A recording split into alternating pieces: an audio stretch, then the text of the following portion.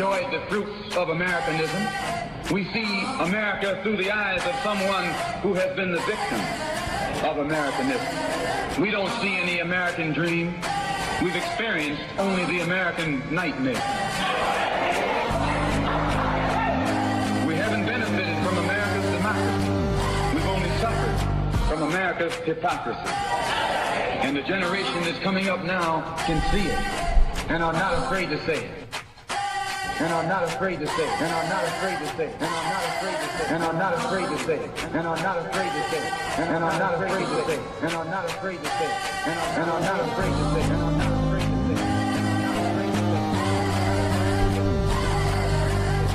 are not afraid to say it. And are not afraid to say it. Welcome, welcome, welcome. This is Black Westchester Presents the People Before Politics radio show, 6 to 8 every Sunday night on InTheMixRadio.com. I am your host, A.J. Woodson, along with Damon K. Jones, Black by popular demand. And supposed to be, oops, my bad. I hit the wrong button. Let's say what's up to the people, D. Yo, what's up? Yes.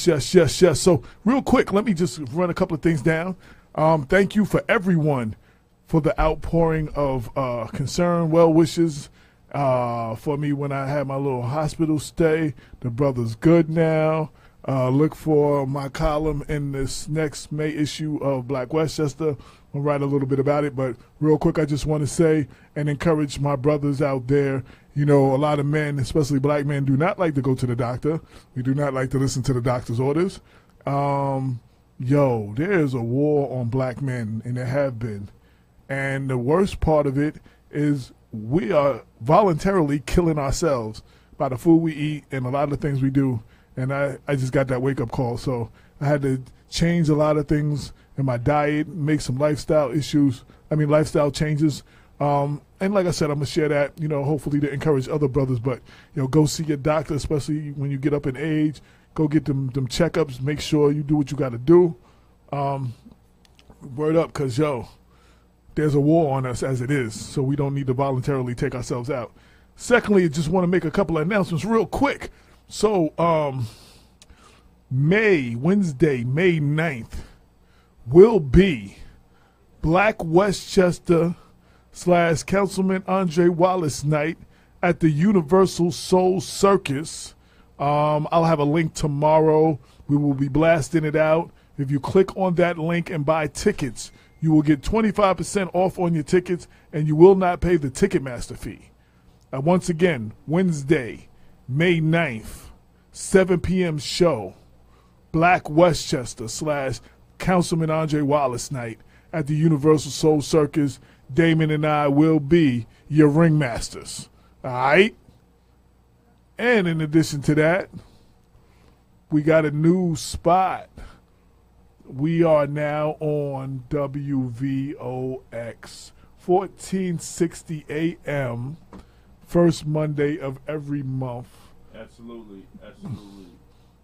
The Black Westchester Power Hour is about to go down, making big moves, going into our 4-year anniversary, coming about the 1-year anniversary of the paper. You know what I'm saying? I thank everybody for their ongoing support. All the advertisers, everybody who helps us distribute, everybody who carries us in their businesses, and all the readers and everybody who supports us, We could not do all of this without you. And thank you for all the listeners tuned in. Max says, hey, fam. Dr. Nick Cicchetti said, glad you're feeling better. Omi Medea said, God bless you, my brother. DJ Nesto from Virginia's tuned in. Lamont Norris. Brenda Crump is tuned in. Later on today, at 6:30, we're going to have the library trustee candidate, kind of like a meet the candidates. We have 2 local elections coming up. Tuesday, May 8th, is the library trustees. That has a lot to do with how your library is run. It's a very important election people don't pay attention to. And then the next Tuesday, we got the school board election, which is equally important because how your school is run is very important to your community.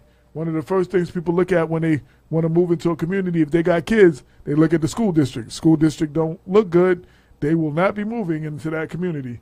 Shout out to Nancy Sexton King on the check-in, Chris Breezy on the check-in, Judge Adrian Armstrong tuning in, Pat English from Long Island, Cheryl Aldave, I hope I pronounced your name right. Welcome to the show. Damon Jones, I know you got a couple of things you want to discuss real quick before the candidates get here. Yeah, man. It's very interesting, bro. I'm sitting here, man, and I put up a post.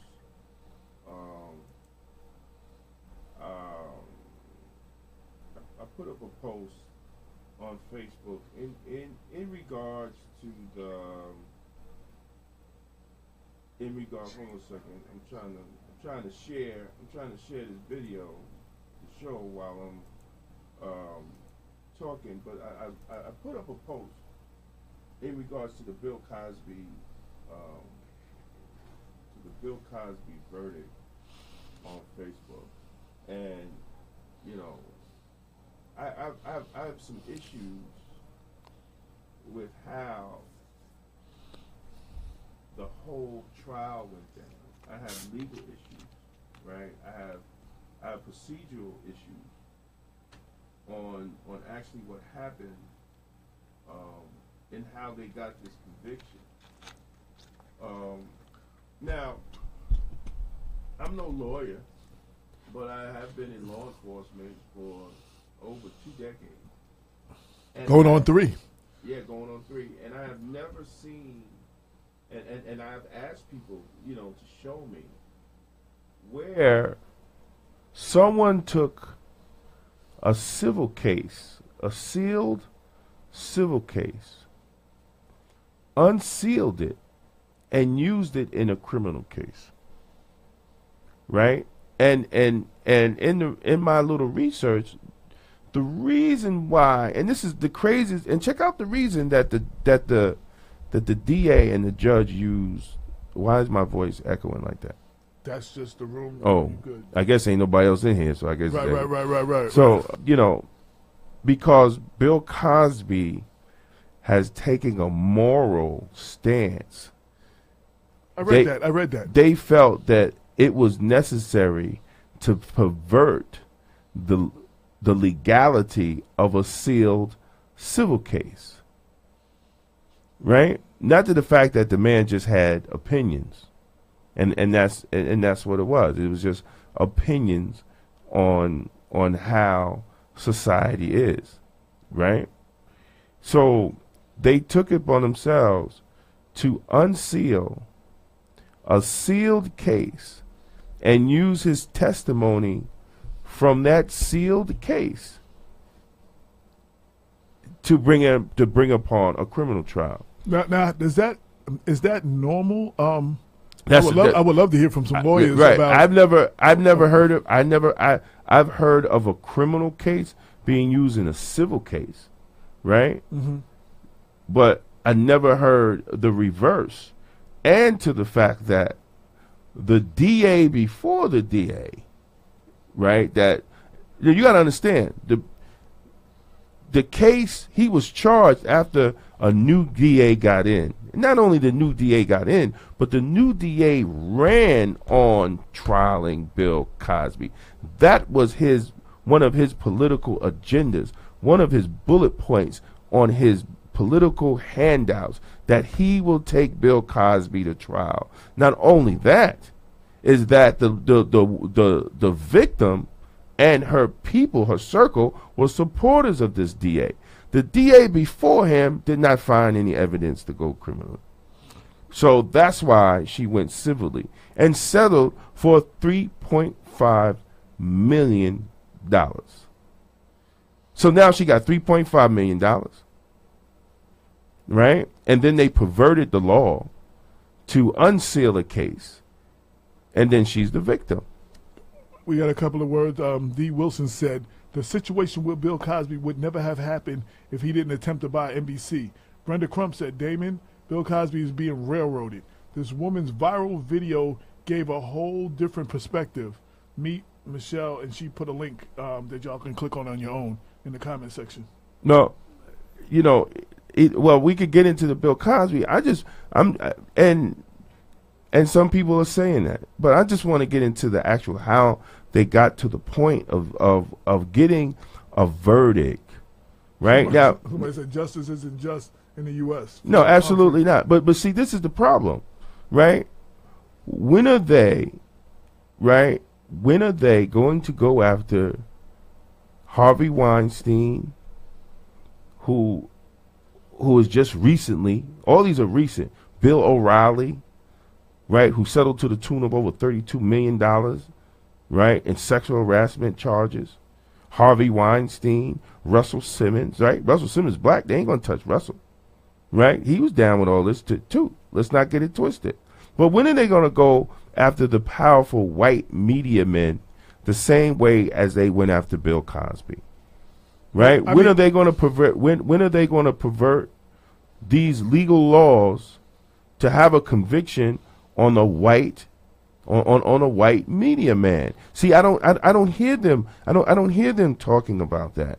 And if you read what is posted as the testimony with the victim and Bill Cosby, he kept saying it was consensual, right? And I thought you have to be proven. And I'm not discussing Bill Cosby's innocent or guilt, because at the end of the day, he cheated on his wife, and that's something that only Camille Cosby and God is the one to judge him on that. So, to use other testimony that there's really, how can you cross-examine a person that's given a story from 30 years ago? And I'm not saying the story is not valid. So let's not twist what I'm saying and everybody, he's got, no. How can you cross-examine a person from a story of 30 years ago? I also want to add, and I had this conversation during the election, Donald Trump has been accused of all these same things too, was allowed to run for president and win the election. Not only that, they got audio of him saying he's grabbing girls by the pee. Yeah. And like really? But he has a history. He has a history of publicly, a public history of that. And you know what I'm saying? And he's the president of the United States.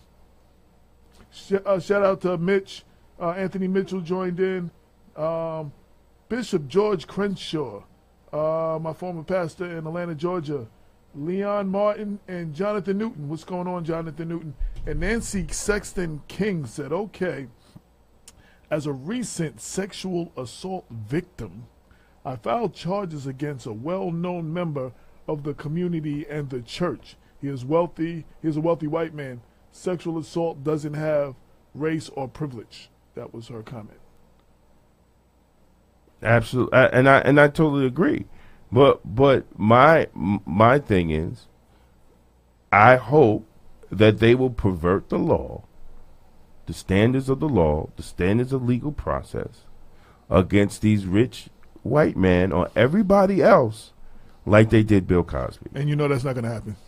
And that's all I'm saying. I mean, and I don't understand why people can't understand this. I had a lengthy discussion with a coworker, right? A female, and I don't. Nobody's saying he shouldn't be found accountable, but will they pervert the law and use, because you got Bill O'Reilly just settled out for $32 million, millions and millions of dollars. There's another case showing how Harvey Weinstein used his brother's account, well, his brother's businesses to settle out many sexual assaults and allegations to settle out of court. Jonathan Newton wanted to add, there is a difference between factual guilt and legal guilt. I think most of the folks out there have no idea of this distinction. From someone who just graduated from law school. I might have to use what you just said, brother, because you're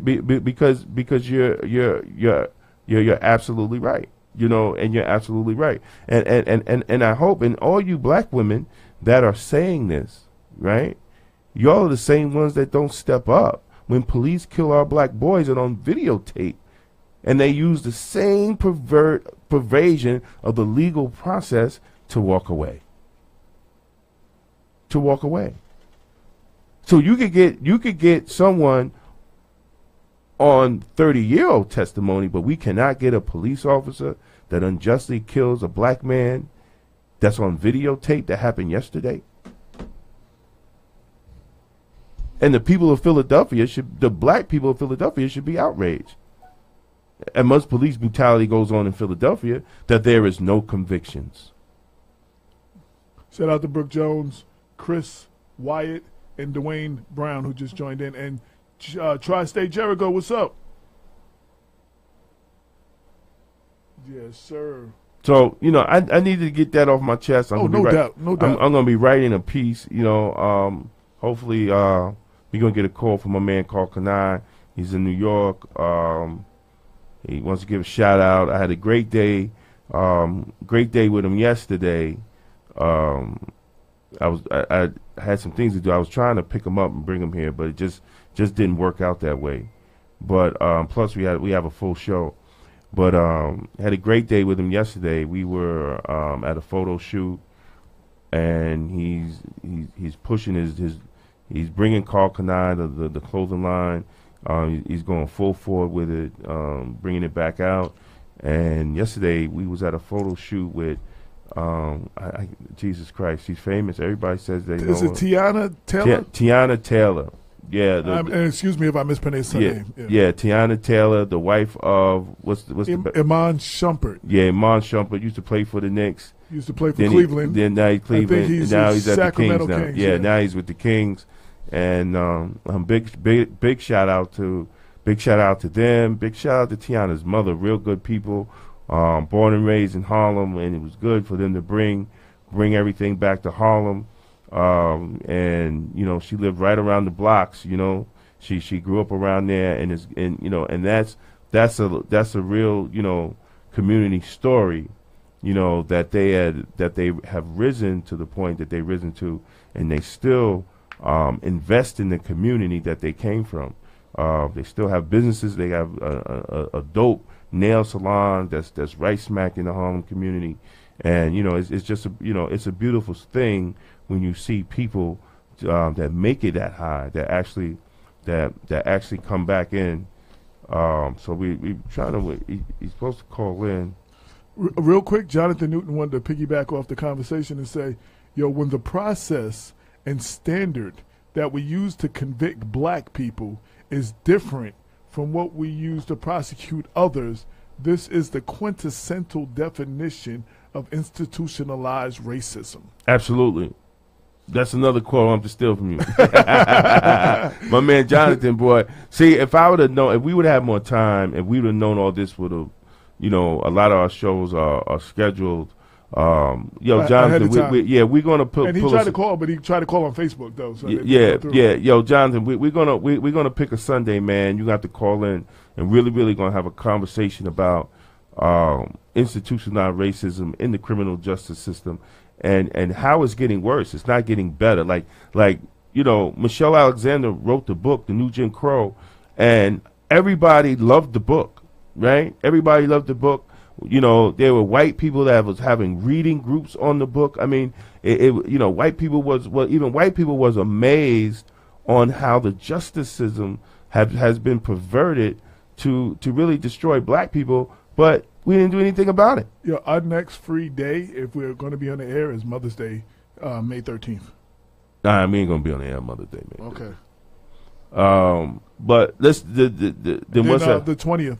And only person we got, Rashad. That's Rashad's going to pop up and do his normal thing. So, okay, then Jonathan, if you're listening, man, May 20th, we'll pencil you in, man. We want you to call in. We're going to have a great discussion. I think we need to have that. He said absolutely. All right, well then you on. Yeah. So where you on? Because we're going to have this discussion. Sunday, May 20th. 6:30. Right, Sunday, May 20th. Call in 6:30. And I respect this brother, man. He's out there doing his thing, and he's helping people get legal counseling and help them through their legal issues, man. And what's the name of his organization again? The National. What? Oh, Jesus! I got to look at the page now. National Association Against Police Brutality. Something like that. Yes. And if people are listening, man, go on the Facebook page and like his page, man. Join his group. Join his group, and if you got $5, $10, man, donate it to the brother, man, because he's out there in the D.C., Maryland area, man, and he's helping people for free.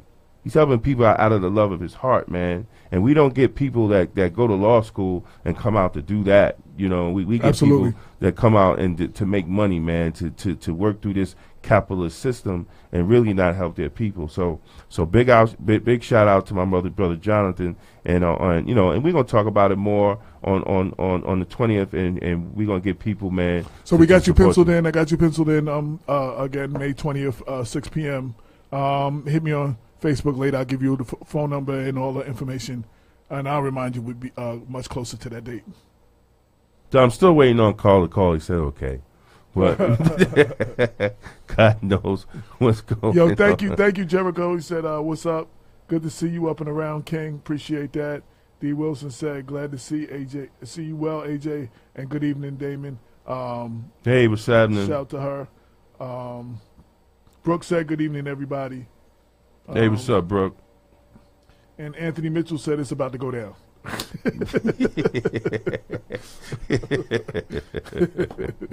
He said that a couple of times. He said, "What's up, good people? It's about to go down."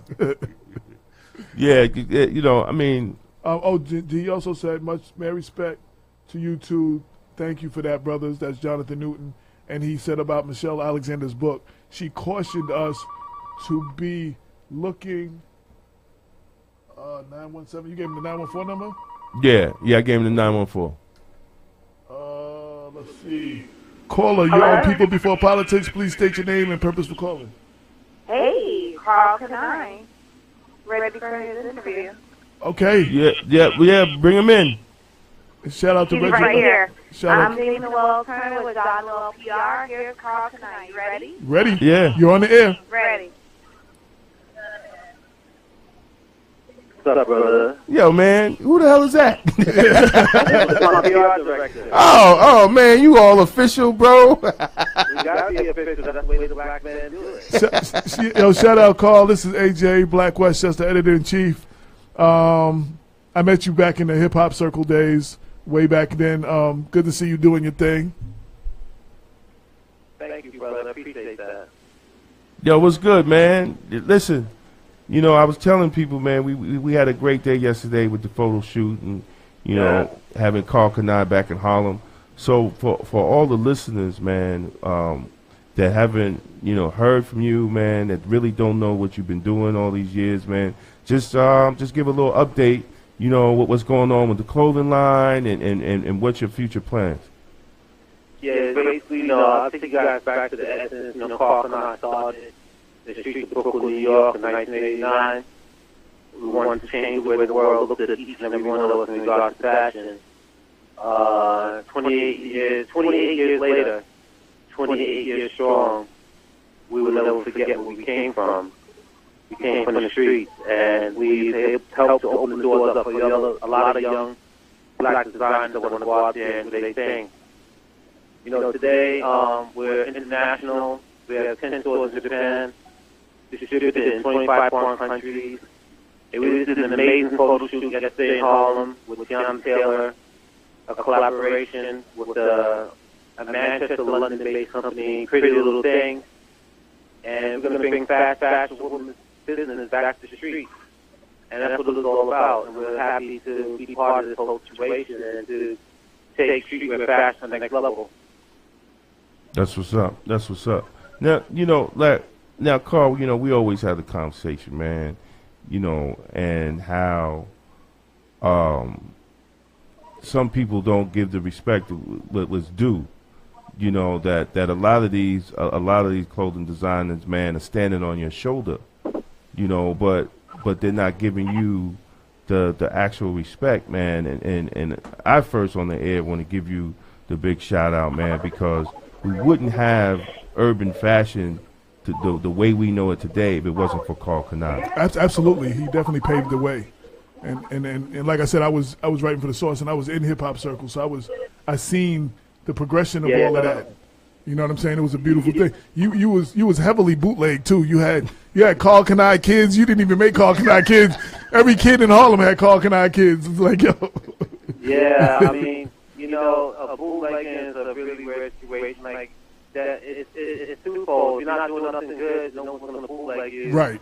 So if you're hot, then they will. You got to learn how to balance that off, and that's the reason why we got to keep changing the game, take things to different levels.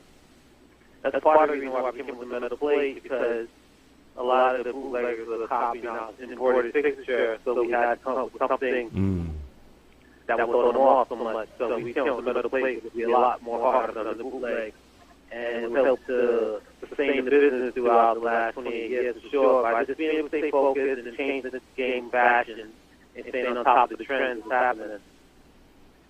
You also were at the forefront of, before people even knew what the word meant, branding. You were excellent in branding. Right.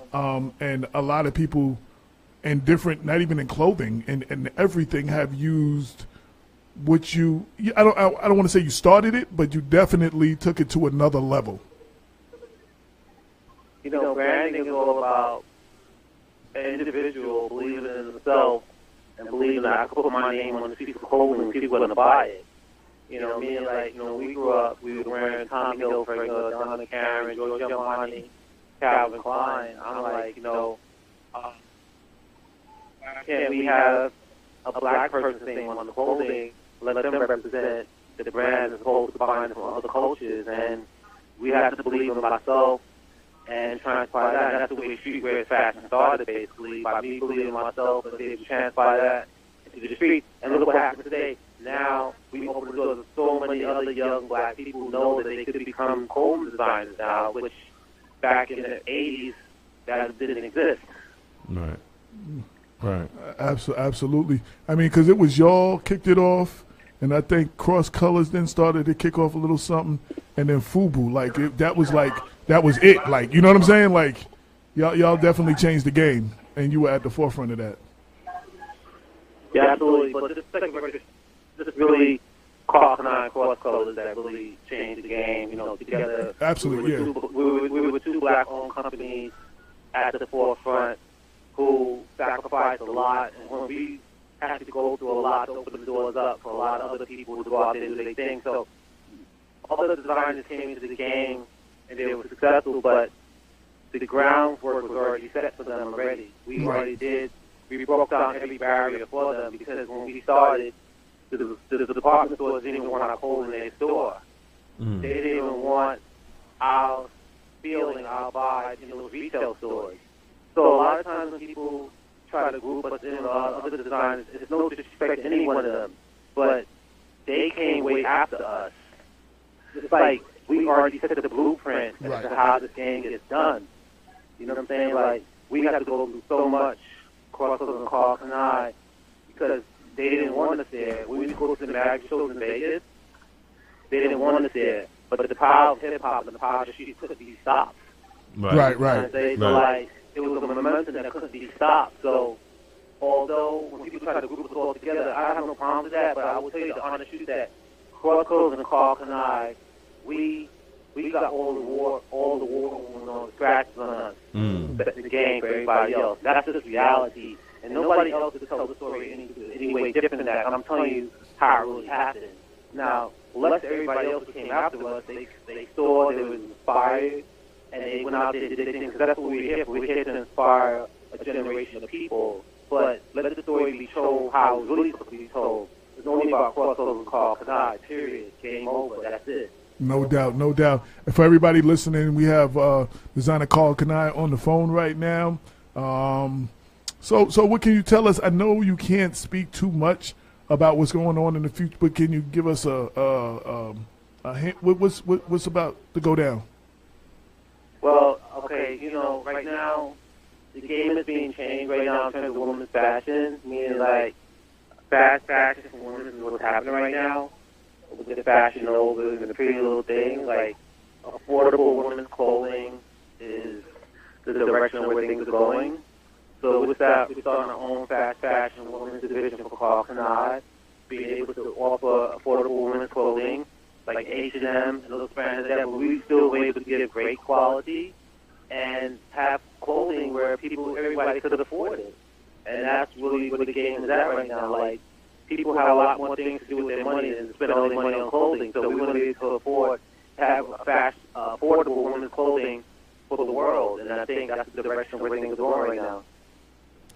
I don't know. So we have a question. We have a question from somebody named Louis Sonny Williams Jr. He asked the question: did Puffy hire a brother who worked for you who held a high position in your company? I don't know what that was about. I'm just asking. That's what a listener wanted to know, so I'm asking for them. Yeah, I mean, in this business, people change companies all the time, so we're able to employ. We're the only company that employs all black executives, all black salespeople, all black sales managers. We're the only company that did that. Before us, no one did that. There were no black people in this industry and in fashion. Core Clothes and Carl opened the doors up for many, many, many black people in this business, in terms of production, sales people, all that. So yes, a lot of the employees that work for us moved on to other companies and did their thing and opened the doors up for them.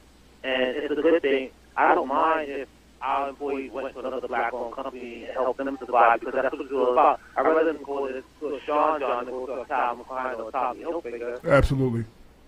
Right. Absolutely. Right. Absolutely. Yeah, brother. Can you let the listeners know, like, if they want to get the newest, hottest Carcanine fashion, what website, the website and Facebook page, or anything that you have, social media. Yeah, social media that they can follow you on. Yeah, baby. Hold on 1 second.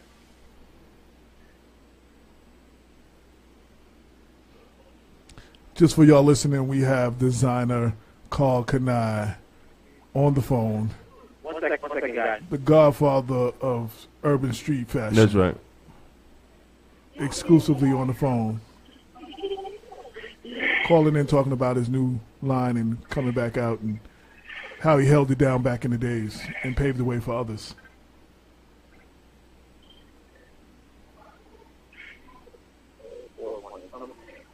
Sorry about that. No so problem. Basically, our Instagram is at Carl Kanai, KarlKani, and our website, same thing, carlkanai.com. All our social media is at Carl Kanai, and we're here, ready to take over. Yes, sir. No doubt, no doubt.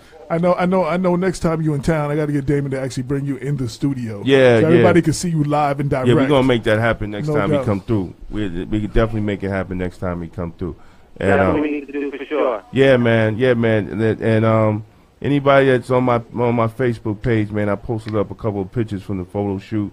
It was a very nice photo shoot. I think we're gonna do a picture page in the May issue. We're gonna do a picture page in the next issue that's gonna come out in 2 weeks, so people can know that Carl Kanai returns to Harlem. Hey, brother, thanks a lot, man. We gotta move on, but I'll holler at you later, man, and I definitely and what we gonna do tomorrow. Yo, thank you, bro. All love, and let me know what's up. We good. Yes, sir. Thank you, brother. No doubt. All right, peace. Moving on to the show, we have I don't know if all the candidates are here yet, huh? Yes. I don't know if all the candidates are here yet, but we're moving into the library trustee candidate, meet the candidate kind of forum.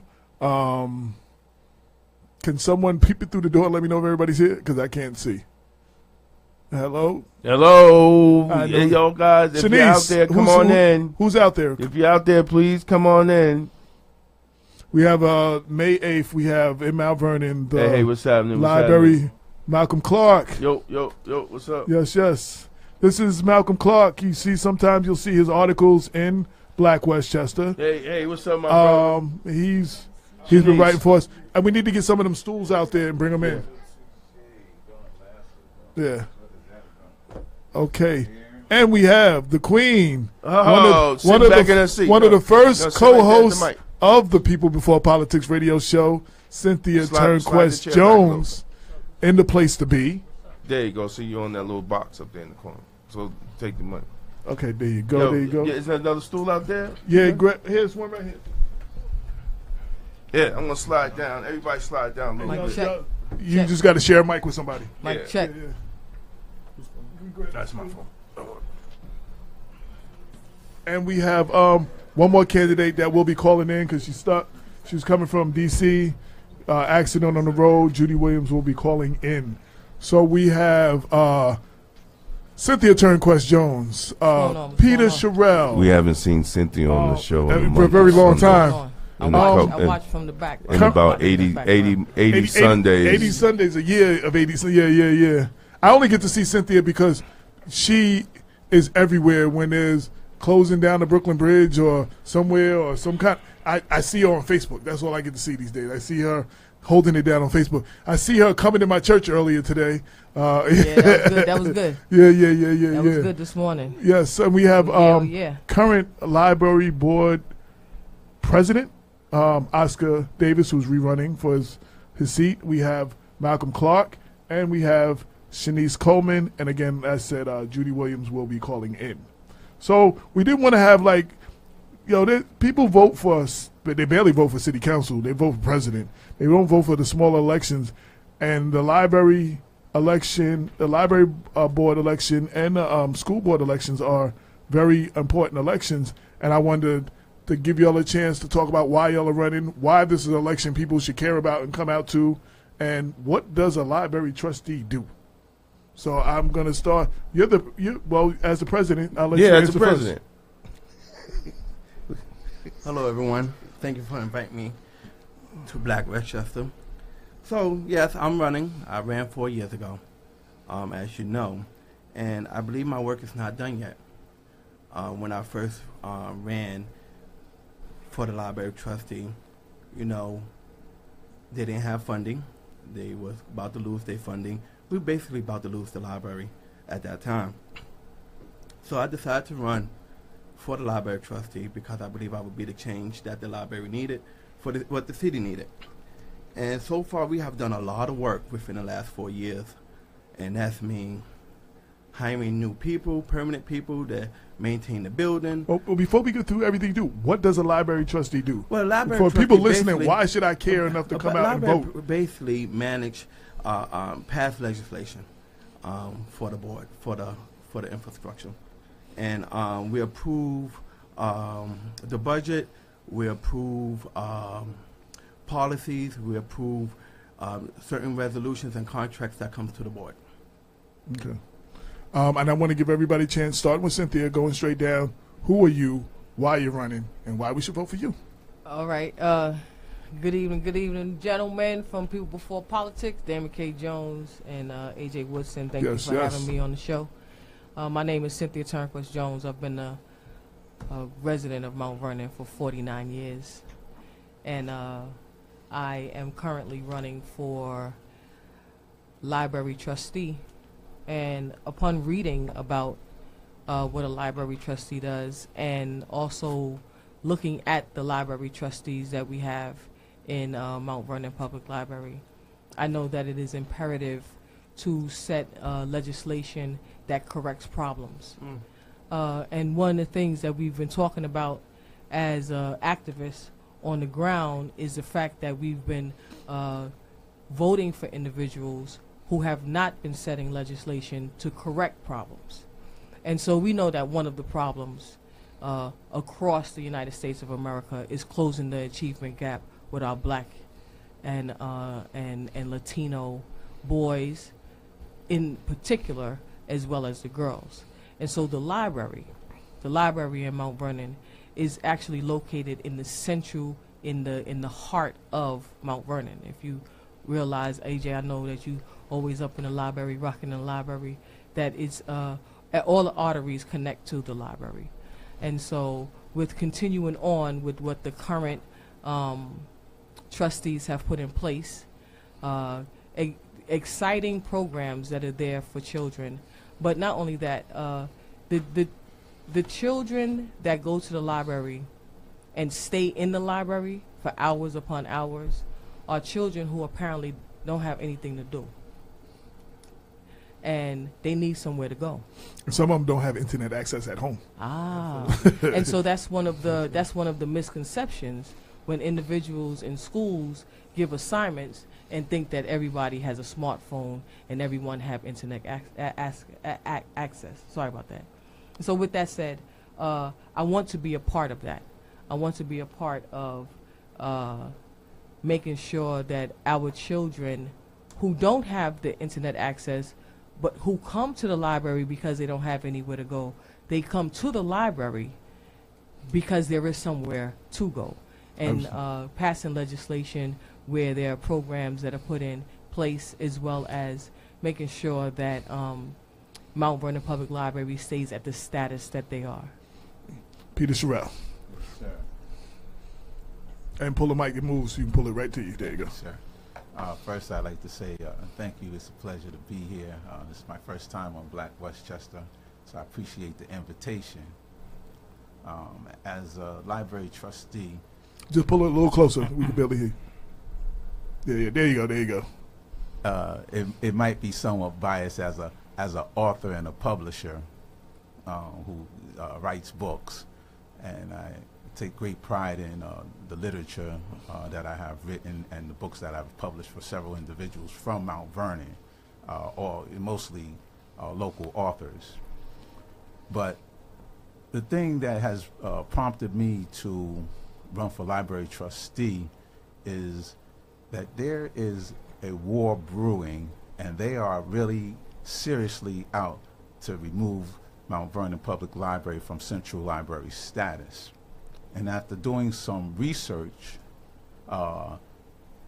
and even though they came in and they saw the response from the people, which was really made me very proud, after reading an article in Black Westchester, I was very curious, and then I came to find out that they are coming back.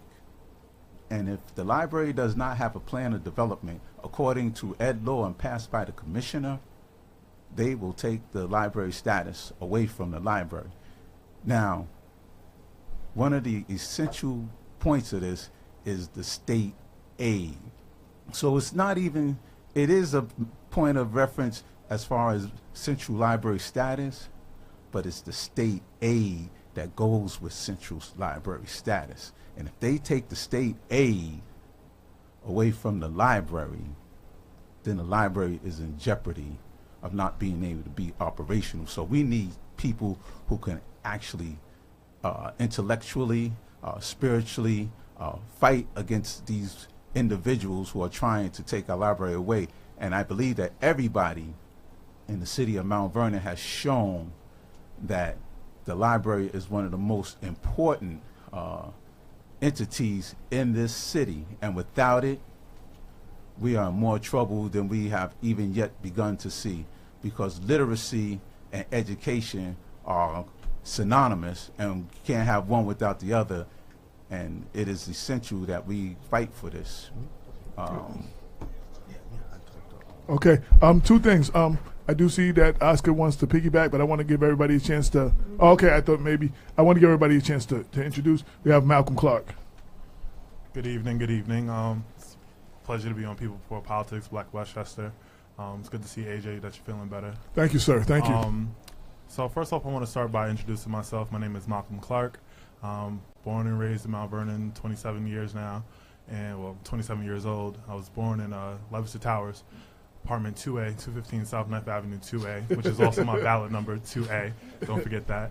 And so, yeah, I just want to say that the reason why I'm running for library trustee is the library means a lot to me. It's a place that I grew up in when I was growing up in the projects. It was a place to escape. It was a place where I can let my imagination run wild and envision things that I had no idea about. I decided to run for library trustee because I saw that there's a need for a voice. She made it. Go ahead. There's a need for a voice for young people in this community, and I believe that if I am elected to the library trustee board, that I can bring in a youthful exuberance to bring in young professionals and young people who have kind of gone disenfranchised with the library due to technology, due to just a common misconception that the library is a place where you just need to be, but the library is online. The library is everywhere, and I believe that if we focus on creating legislation that raises not only awareness, but also pushes some progressive policies to help revamp the library and keep building on the work that people like Oscar Davis and Caitlin Gleason and Brian Johnson and Reverend Morton have built so far, that we can continue to build something that is great. So I'm running for library trustee because I believe that it is a crucial piece to our community. I am running because I believe that we have a chance to have the library become a foundation point in a community that does not have a YMCA, in a community that does not have, these after-school places for our youth to go to. And also because I believe that at the end of the day, the library stands to be a signal or a beacon of hope here in Mount Vernon. So that's why I'm running. Absolutely. And just entering the room is candidate Judy Williams. She just drove up from D.C. Wasn't sure if she was going to make it. What we're giving everybody a chance to do, tell everybody who you are, why you're running, and why we should vote for you. Okay. Just got in from D.C. I'm a little tired. Hear somebody talking about the youth. That's not me. So thank you so much for having me here. And I'm just honored to be among these esteemed candidates. How much time do I have? I'm not going to take that long. Just short, quickly. Okay. But, I'm not going to take that long. Okay. My name is Judy Williams, and I am a candidate that is running as trustee for the library. Let me say this. The library is an essential place. It's not just necessary, but it's essential. And now urbanologists are calling it the third place. The first place is work. Second is home, because you got to make money. But the third place is the library, which means that even when you have technology, and you can find the same books at home, but what you can't find is the same environment. People get off of work and they go to the library. People go home where you have those books electronically, and they come to the library. The library is a station. It's a place for growth. It's a place for interaction. I worked at the library some years ago, and when I worked at the library, they must have had about 8 librarians and staff that probably doubled what it is now. But still, what was there was the same flavor. It was a place that people wanted to be. And at this library, it does more than books, more than I've seen with any other library. It gives events, social events, educational events. You can learn how to play chess. You can learn how to fight. You can learn. you can actually learn yoga. It's such a variety, and I am so pleased to be a part of that for some of the programs that. I'm supposed to talk about myself a little bit. Well, yeah, some of the programs that the Mount Vernon Arts Council has given there and co-sponsored along with Oscar and the board and Shanice as well. And so what I would like to do is continue to enhance what is there. And we know that a problem with non-for-profits and public is always budget. That will always be. But the same as with municipalities, you can't depend on the taxpayer to pay everything. It'll run you out of town, and very well should. So what I would like to do is bring some of my expertise there in fundraising strategies, which is research and grants, which is sponsorship, which is partnership, which is aligning with matching grants and budget. And so that's what I would like to do, because when I saw our library threaten to take away central status, I knew that we had to band together, and that's why I was more than willing to give my time and my expertise to making our library, which is great, even greater. Shanice Coleman. Yes. Good evening. Thank you for having me. My name is Shanice Valerie Coleman, and I was born and raised in Mount Vernon, and I am a product of Leicester Towers also, 70 West 3rd Street. And the library was one of the first jobs I had at the age of 14 as a page. The library has always been a home away from home for me. And one of the reasons why I do want to run for library trustee is because of my expertise and I'm very resourceful, and I just want to be a part of something very positive in Mount Vernon. That's it. Thank you. Okay, cool. Real quick, we actually do have a comment. One of our, a couple of people that are not here, Lorraine Lopez is taking care of business. Dr. Bob Baskerville is grading papers and wanted to send his regard to everybody. And another contributor, Maxwell, was actually commenting about Malcolm. He said, "Wow, amazing young man." So that was one of the comments from the thing. I want to, one of the things I want to talk about is literacy. And I know I thought about this actually looking at Cynthia, who's been an advocate for literacy.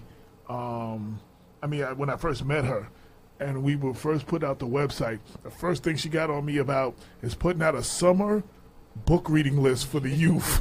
You know what I'm saying? That was like the first conversation we ever had. You know what I'm saying? And I know she's a lifelong educator, so I wanted to talk about literacy, especially how important that is in respect to the library in cities like Mount Vernon. And everybody gets 2 minutes. And please, I don't have a timer, so please.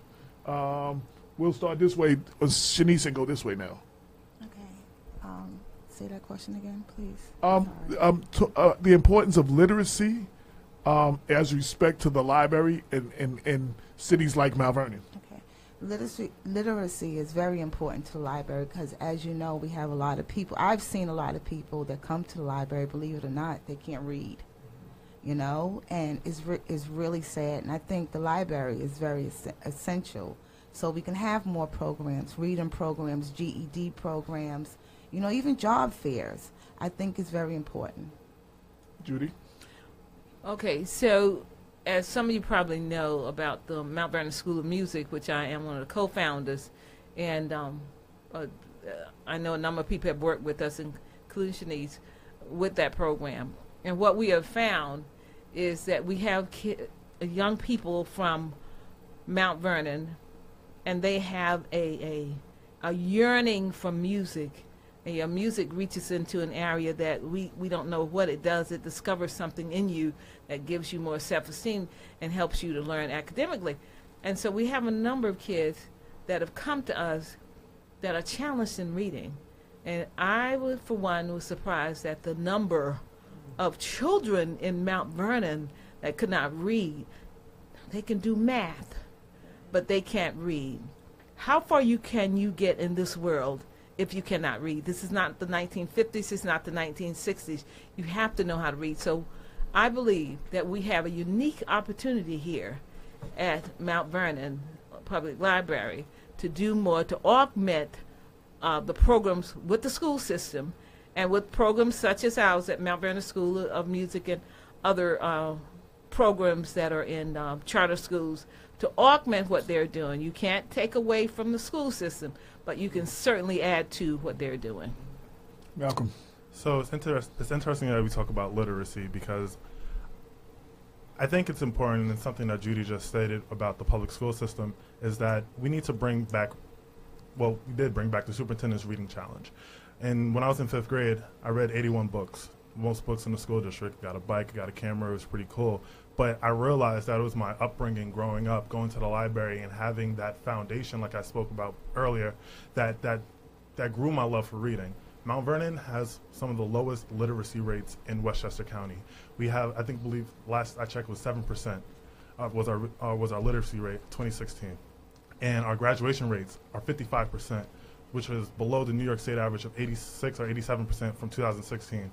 And I believe that the library can serve as a function to raise literacy rates by partnering with nonprofit organizations, by partnering with the school district, by partnering with these 400 churches that we have to have a reading challenge across the city that's not only limited to just between the school district, but a citywide reading challenge with even adults are included in it.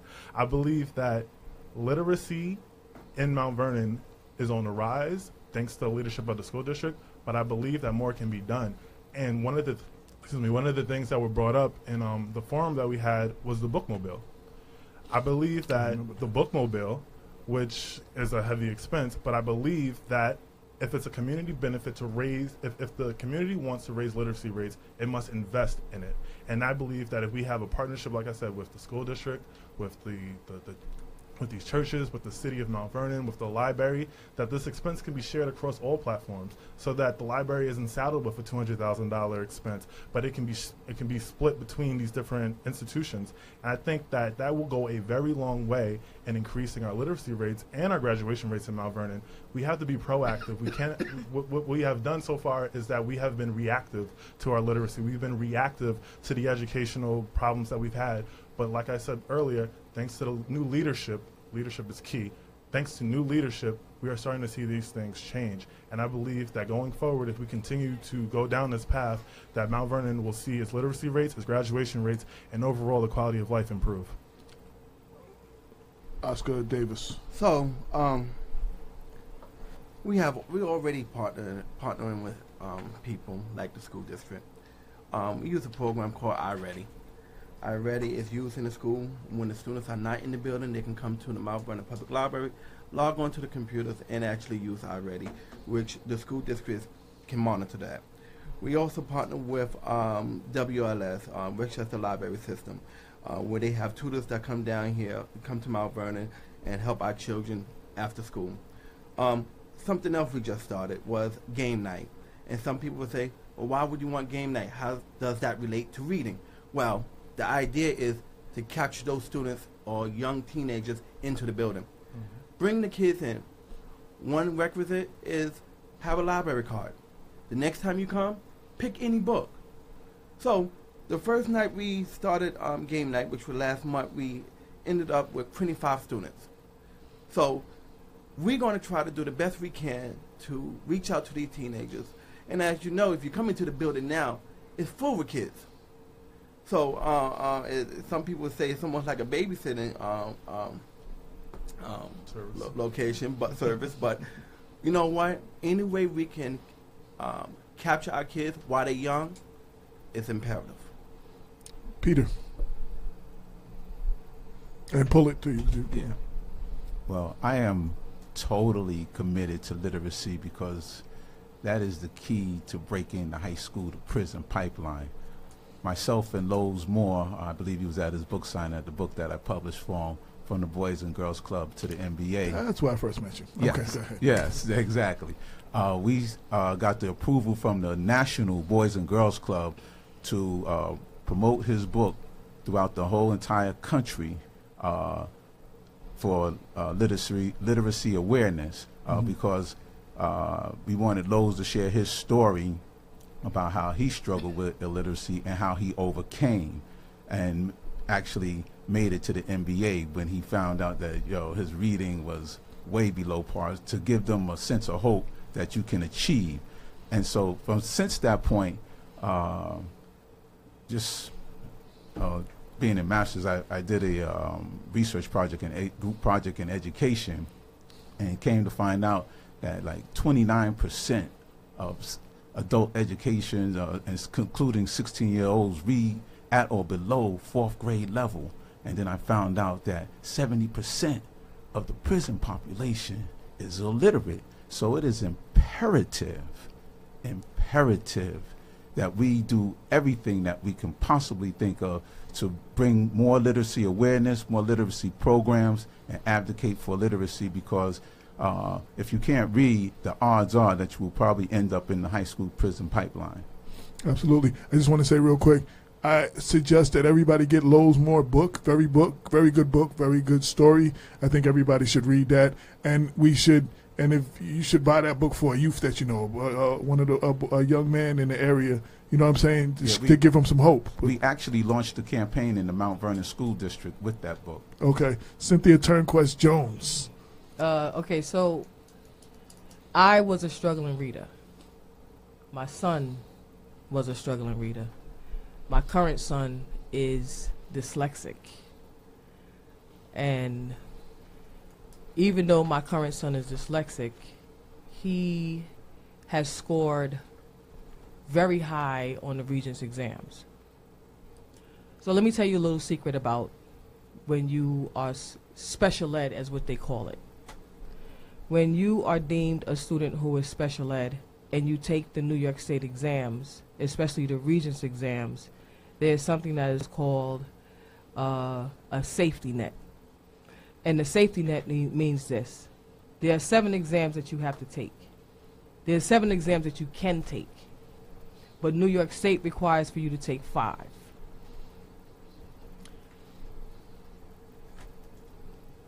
If you have a learning disability, it is very difficult for you to take the 7. So, reading comes in many facets.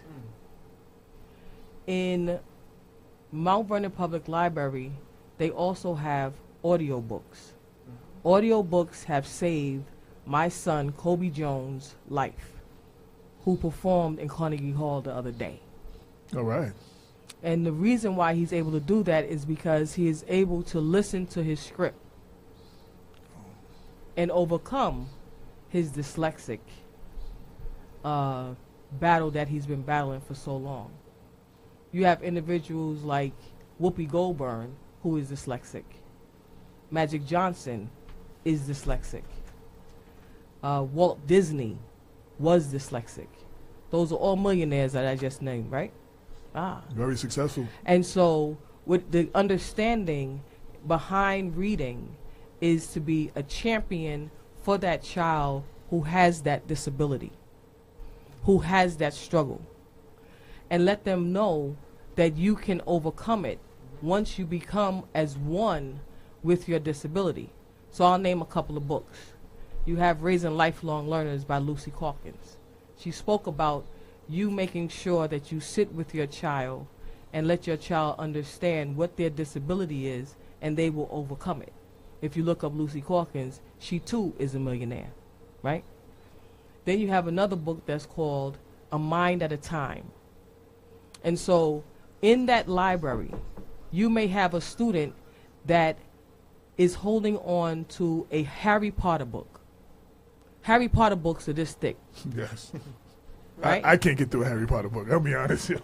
Students want to, that student who is having a struggling time with reading a Harry Potter book should be given all of the different tools in order for them to be able to read the Harry Potter book. That's where you come in with the audio book, and they can follow along at the same time. With the library having iReady, iReady is connected to the school system. What iReady does is it welcomes the child on the child's level. So if you're in high school and you're on iReady, you won't know that I'm on a 4th grade reading level because iReady is personalized to me, right? And so with having iReady at the library and having iReady at school, it's a double dose, right? It's like fighting a cold. Being unable to read is fighting a cold, right? And how do you beat this cold? By continually reading, right? And by coming up with ways on how this child will be able to read, right? And so literacy is key. However, it's not the end all to be all. And the reason why I started out with my son Kobe is because my son Kobe, he dance, sing, jump, draws, act.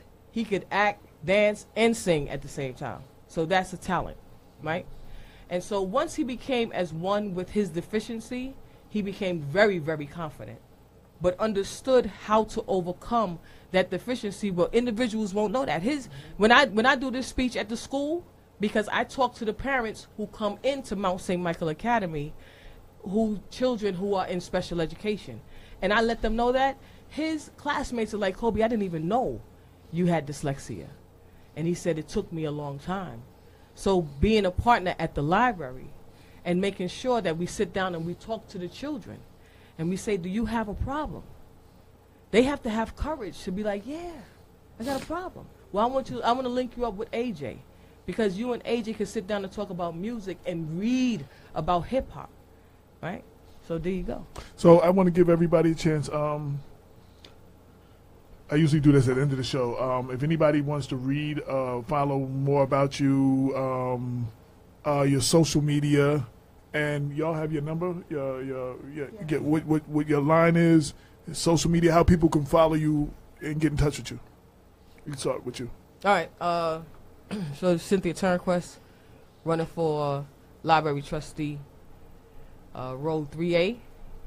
You can find me on Facebook. That's Cynthia Turnquest Jones. But as I'm running as Cynthia Turnquest because I never changed my my maiden name on the ballot. Just for everybody to understand that, right? So my maiden name is Cynthia Turnquest Jones. I didn't add it.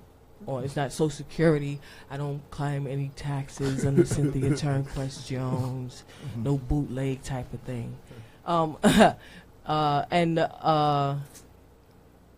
You can contact me. You can find me on Facebook at Cynthia Turnquest Jones. I got a Twitter account. I think it's Cindy Turnquest. You don't never use it. I'll never use it. I post it every now and again. LinkedIn, Cynthia Turnquest Jones. My email is brownmother@yahoo.com.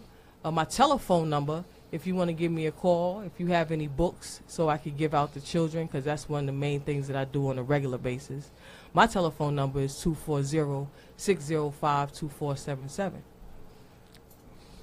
Okay. My name is Pete Sherrill. I'm on row 1A. You can reach me Facebook at Peter Sherrill, and you can reach me on LinkedIn at Peter Sherrill, and my email address is petesherrill@hotmail.com, and phone number 914-498-0493. Okay. Go ahead. I'm Oscar Davis, 6A.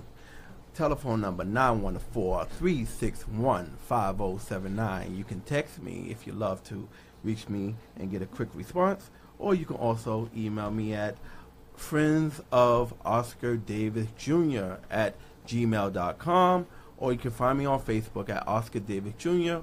or Honorable Oscar Davis Jr. Thank you. Malcolm Clark, row 2A. You can find me on Facebook, Malcolm Clark. You can find me also on Facebook. I created a page for Library Trustee at Malcolm Clark for Library Trustee.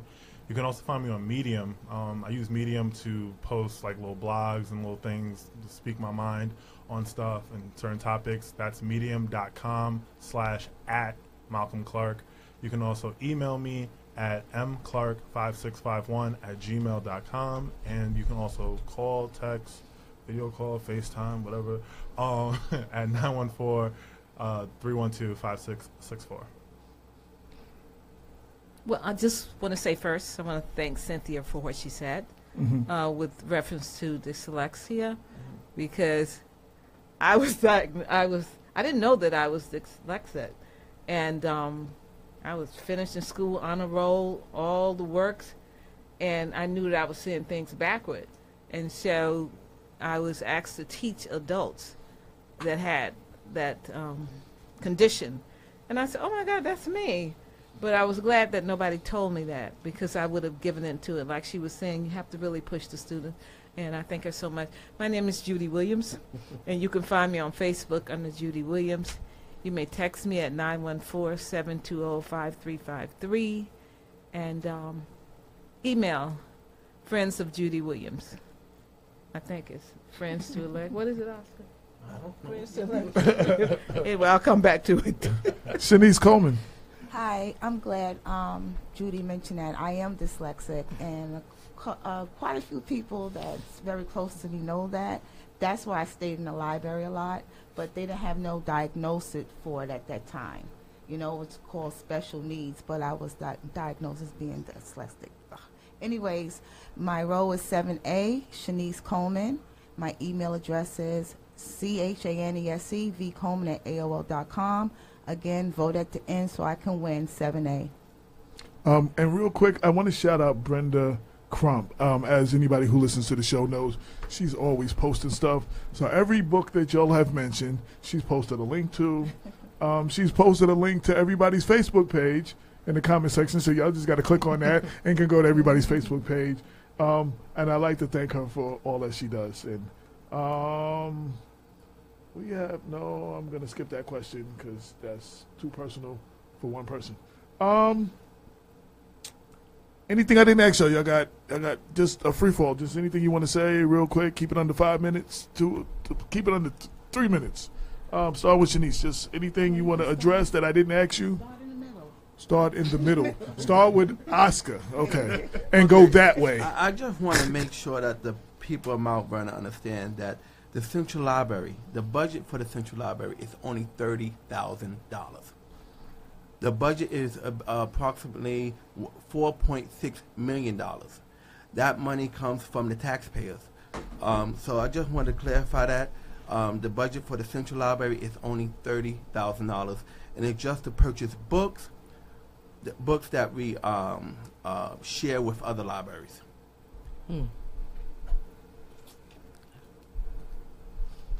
What would I like to say? I would like to say that it is an honor and a pleasure to be running for such a position as library trustee. I know it doesn't have the alleged glamour or maybe city council or get the attention of school board because of the budget is like 20, 30 times less than all the other entities of the school board and the city. But the library trustee position is a highly prestigious and honorable position, and I just am honored. And I will say this, I am impressed with everybody's credentials going in for this position, and it's probably they're more qualified than some of the people that we have running other agencies throughout this city. And I am sure that whatever the outcome is in this election, that the library board of trustees will do what is necessary to take this library to the next level, and I hope that I'm part of it. Thank you. Cynthia. Hey, so I owe a library book. That's a hell of a way to start. Man, I just want to let y'all know. Listen, I never took the library book back. Let me tell y'all why. So, I'm sorry. So let me put my glasses on. So I was studying. I was getting my I think this is my second degree in social work, and I went to Mount Vernon Public Library. This was like way back, 80 something. Anyway, that's when you and Damon was in college together. Yeah, it was laughing in class all the time. I'm sorry. Go ahead. After me and Damon, that was after me and Damon. Now at this time, it was me and brother Muhammad. Me and Arthur. So me and Arthur went to school. Damon and I went to school together. Bad combinations, but anyway. So the title of the book is called "The Suitcase,"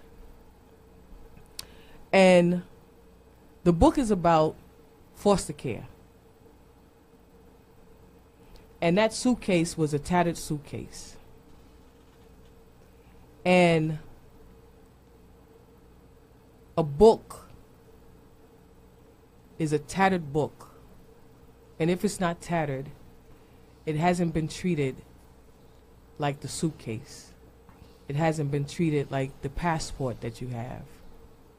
So we want to make sure that our children come to the library and keep a book like how I kept a book. I'm joking. So real quick, Oscar, what's the late fee since 1986? What would the late fee be? No, go ahead. They waived it. Keep a book. I mean, it was a good book, and it helped me when I went into social work. I know that this is something that I never talk about, but I was one of the persons that used to go into the homes and take children out when they were neglected. That was the hardest thing in all my life. In all my life, to go into a home and take a child out who was neglected, who loves the person who is neglecting them, was the hardest thing that I've ever done. So I'm guessing that's maybe why I never brought the book back. But I want children to be able to have a story like that later on, about a specific book that they had in the library to the point where they didn't even want to bring it back. 3A, Cynthia Turnquest. And I just want to say, of course, Brenda has already put a link up to the suitcase, so y'all can click on that, and y'all can look for the book yourself. Shanice. Yes. Your turn. Oh, what was the question again? Is this a free? This is like a free, whatever you just want to speak on. You know, I forgot to mention, for years I gave back to the community. I started one of the first give backs in Mount Vernon with Stephon Marbury. I was in the newspaper, the Journal News did an article with me and Commissioner Judy Williams, giving over, I think it was 250 some odd kids jobs. I also brought Job Corps to Mount Vernon, and we've been very successful. I still keep in contact with them. So I really do a lot in the community with no charge, and I just want to give back, and I want to be a part of the board, and I think I can make a difference. Judy? Don't feel bad, Cynthia. What's up, sis? Debbie Allen. She got a book too? She got up and announced she was being made on a trustee board similar to what we are. Oh, and I have to bring some of those books back. Not your one. And her mother, Vivian, as if you guys ever met her, almost passed out because she does everything proper. And to bring up her name, I was talking with her about this, and she said that I donated that baby grand to the Mount Vernon Library.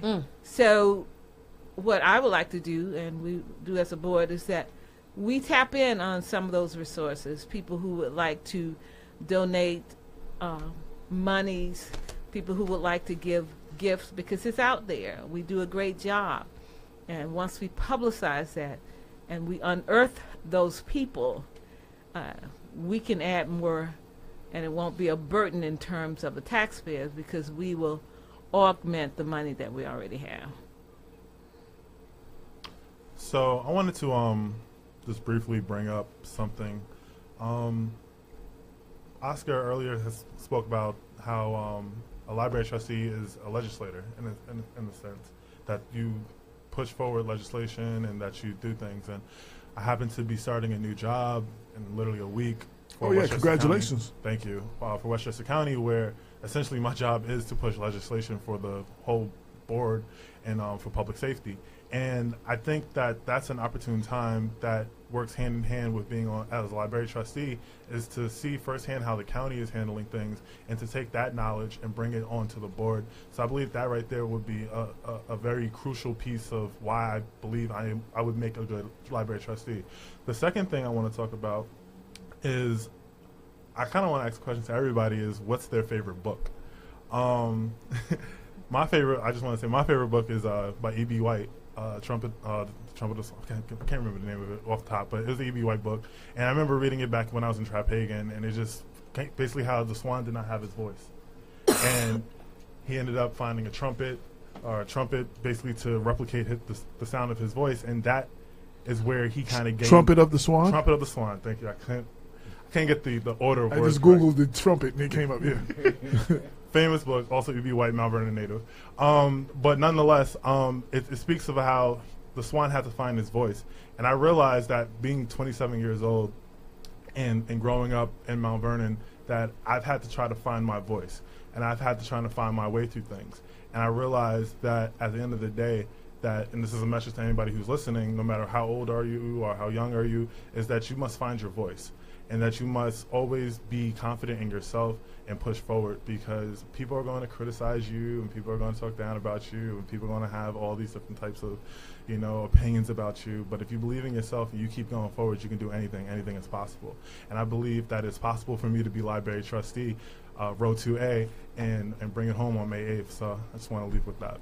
I'm going to follow Malcolm's lead, and I want everybody to give me their favorite book and why, and briefly, like just the book and why, like just no long, just quick.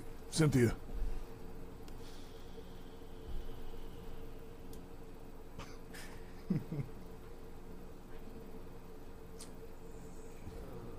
Do I need to change it to last book you read? Or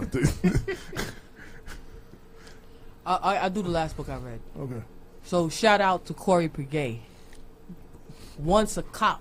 Friend of the show. Yeah. On the strength, on the money. Corey Pregay, you got to buy his book. Pegues. Flat out. Yeah. Peggy. Yes. Pegues. He get upset when I do that. Well, anyway, Corey. Great book. Great book. Pick it up. You got to pick it up. Peter. My favorite book is Black to the Future, From the Plantation to the Corporation, that was based on the Texaco racial discrimination lawsuit that I was in, that I wrote and I published. My first literary work in the Schaumburg Museum Library. All right. Oscar Davis. I would say Who Moved My Cheese, but that wouldn't be true. My favorite book, especially in the time that we're living in today, is the Bible. All right. That what guides me every day. There you go. So when I walk into the Board of Trustees to vote on things that are going to shape the lives of our people, that guides me. And that's the answer I would expect from a PK. Malcolm already answered, so. Don't y'all say I'm shallow, because I tell kids read. It doesn't matter what you read as long as you read. I like mystery novels. I like anything by Walter Mosley. I'm sorry. Mm-hmm. That's my favorite author, so anything that he puts out, I love it. My favorite book is my favorite book is an old book, Catch It in the Rye by J.D. Salinger. That's a book that one of my first books I read when I was a child, and I keep reading it. That's one of my best books. And we're going to start with you, and last words, any last words, anything you want to say, anything why they should vote for you, last words. Just go ahead. Please come out and vote for me May 8th. I'm a hard worker, I follow through, and I will make Mount Vernon proud. Shanice Coleman, row 7A. Thank you. Judy Williams, row 5A.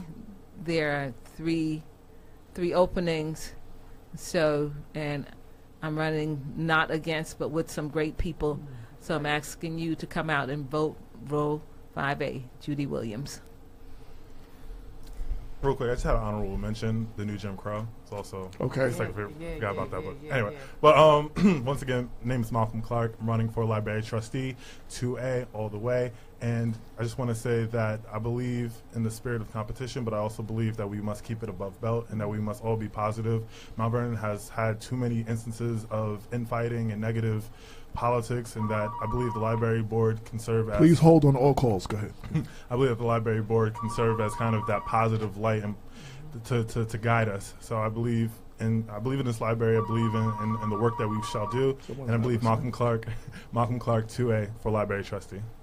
Oscar Davis.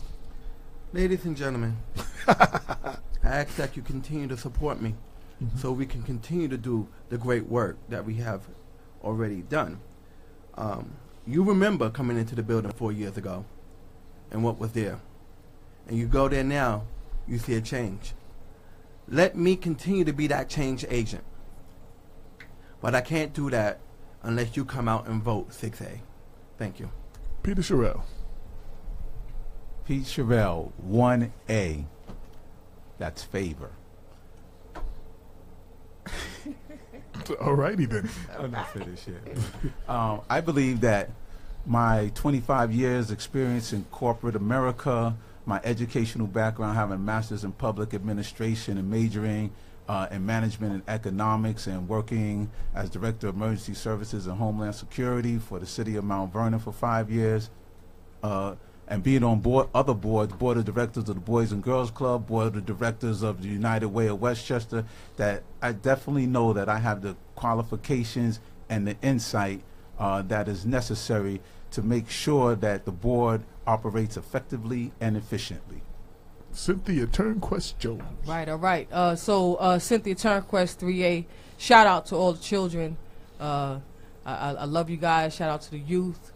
DJ Cranberry, DJ Mighty. Yes. The cats came up under me. And yeah, so Let Girls Learn all the way. # initiative by Michelle Obama. I'm making sure that stays alive. And so here's the big announcement. So after I do Let Girls Learn Day and Money Earned in Mount Vernon, I will be going to do Let Girls Learn Day in Belize, Central America. Brah, brah, brah. All right. I want to thank everybody for coming. And Dr. Bob, who could not make it today because he's grading papers, but he's listening to the show. He wanted to get in on it and say his favorite book is Crisis of the Negro Intellect by Harold Cruz. Though it was written in the heyday of the 20th century, Black Freedom Struggle Crisis is a evocative discussion of how and why the struggle went down a dead end.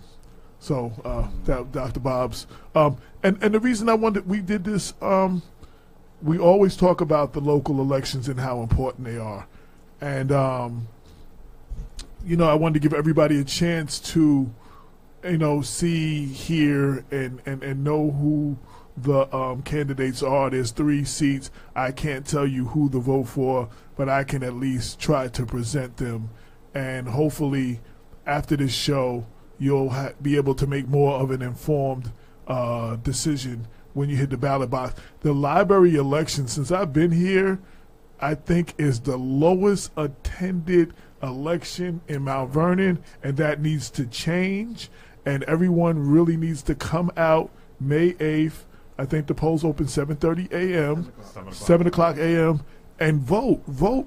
I mean, it's you came out, especially everybody came out, and I'm very proud of how people came out for the Central Library status situation. I covered all of those things, all the meetings, everything. I was very proud of Mount Vernon for standing up. One way to stand up and show them how important the library is standing up in numbers during the election. I mean, you know, they look at everything. You know what I'm saying? If 5% of Mount Vernon comes out and vote, they're going to be like, they don't even care about their library. Mm-hmm. So show that you do come out and vote. And then the week after, you come out and vote again for your school board, which is very, very important to how the school is run. So these local elections are very vital to the future of Mount Vernon, and we need that. So that was the reason I wanted to do this. Hopefully everybody can you know, learn something about the candidates, and I want to thank everybody for coming. Thank you. Thank you for having us. Thank you, AJ. All right. And we're going to get back. Damon's going to come back in now. Again, I want to thank the candidates for coming. Judy driving all the way from D.C. And also, Malcolm said you can find him on Medium. You also find some of his work on blackwestchester.com. Views in the Bill. Views in the View. And Views of the Ville. Mm-hmm. And you can also find Cynthia Turnquest Jones has authored of various pieces for both the newspaper and for blackwestchester.com.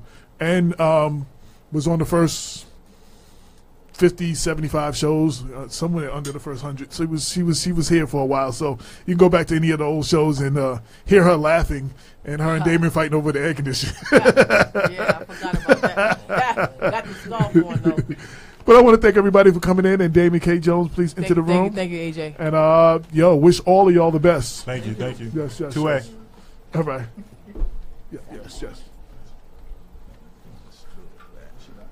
You are watching Black Westchester Presents, the People Before Politics radio show, every Sunday 6 to 8 on NMixRadio.com. I'm your host, AJ Woodson, holding it down. Again, I want to thank everybody for all the well wishes, everybody who showed up, who showed out on Facebook, who was concerned about my well-being.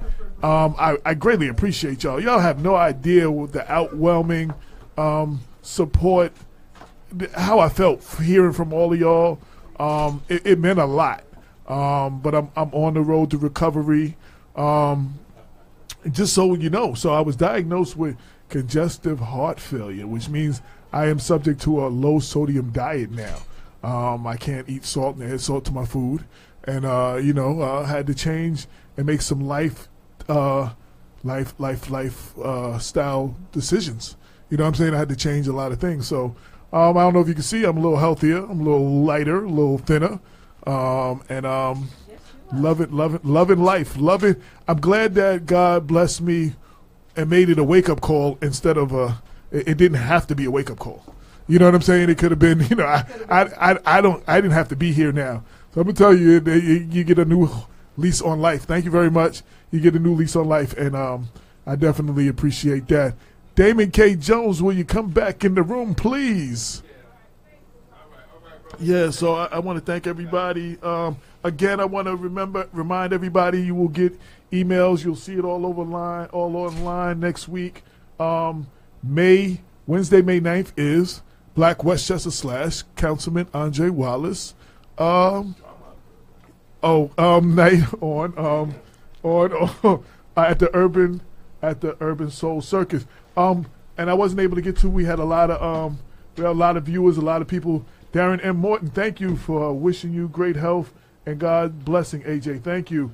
Pastor Wheeler, Jeffrey R. Wheeler is tuned in.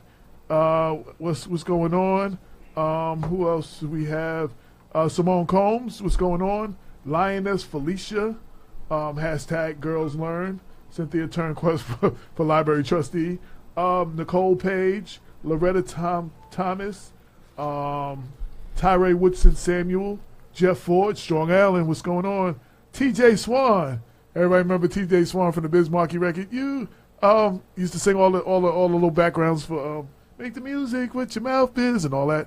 Shout out to TJ Swan, Glenn P. Butler, Mark Stuckey. I'm sorry I didn't get to your question.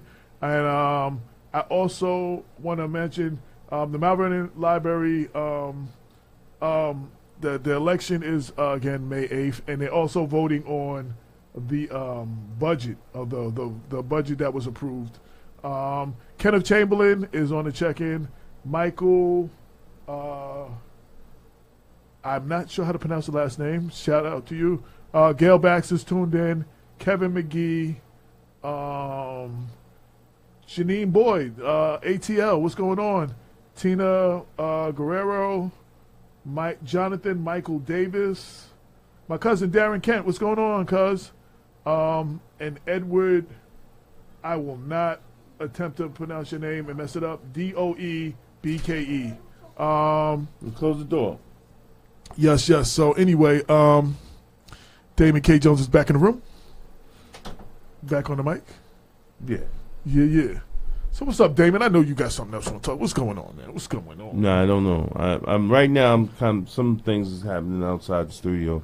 I'm kind of confused about what's going on, but I don't know, man. It's never black people, man. We just can't never. Well, we just can't never do things without drama.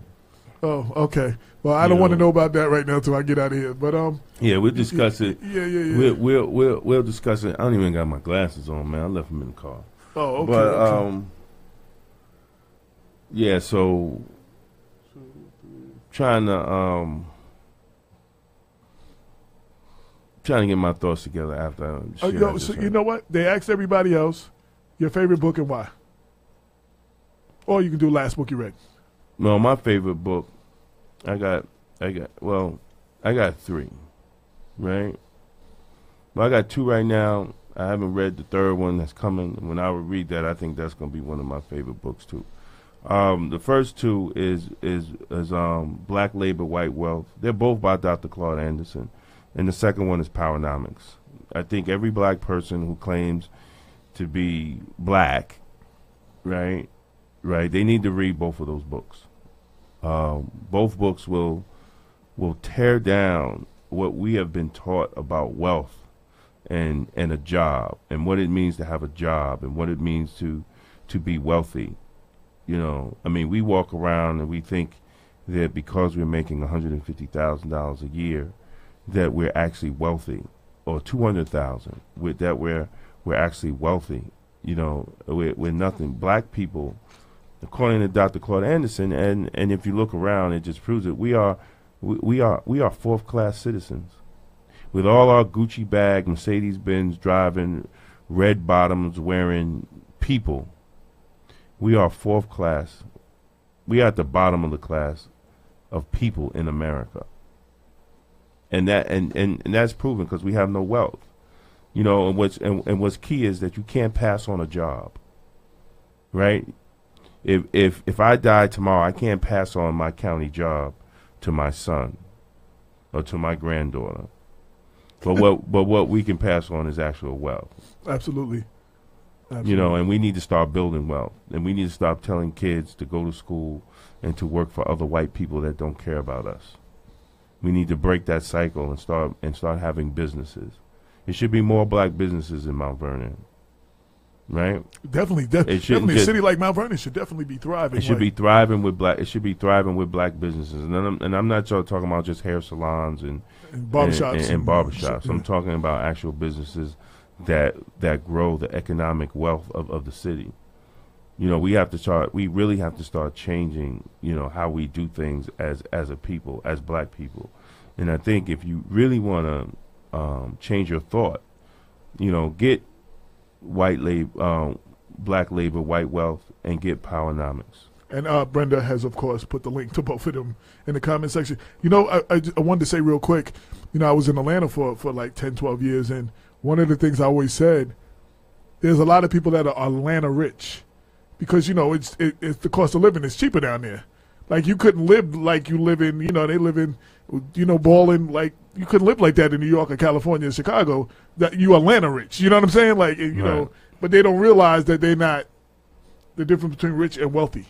And Bob said, he said, why are they going to try D? Just because I'm not there right now? I got my glasses. You need me to come over? I'll be there in a minute. Shout out to Dr. Bob, grading papers, chilling. Lorraine is holding it down, I think, going around distributing food to some less fortunate. And food, you know, what she was doing with the other girl, you know, distributing the food to people that need it.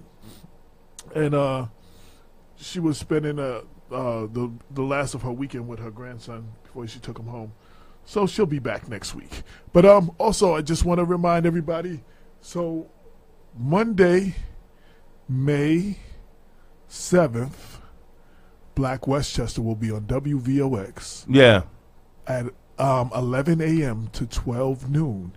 You can listen to it at 1460 AM, 1460 AM, or www.wvox.com, and TuneIn FM. They also have it. You can and I think they have an app too. So yeah, I think TuneIn has the app. We'll find all that out. Yeah, no, TuneIn. I listen to TuneIn. And we're going live on Facebook as usual, and we're going to be live probably on Periscope. Okay. And probably we'll be live on Periscope.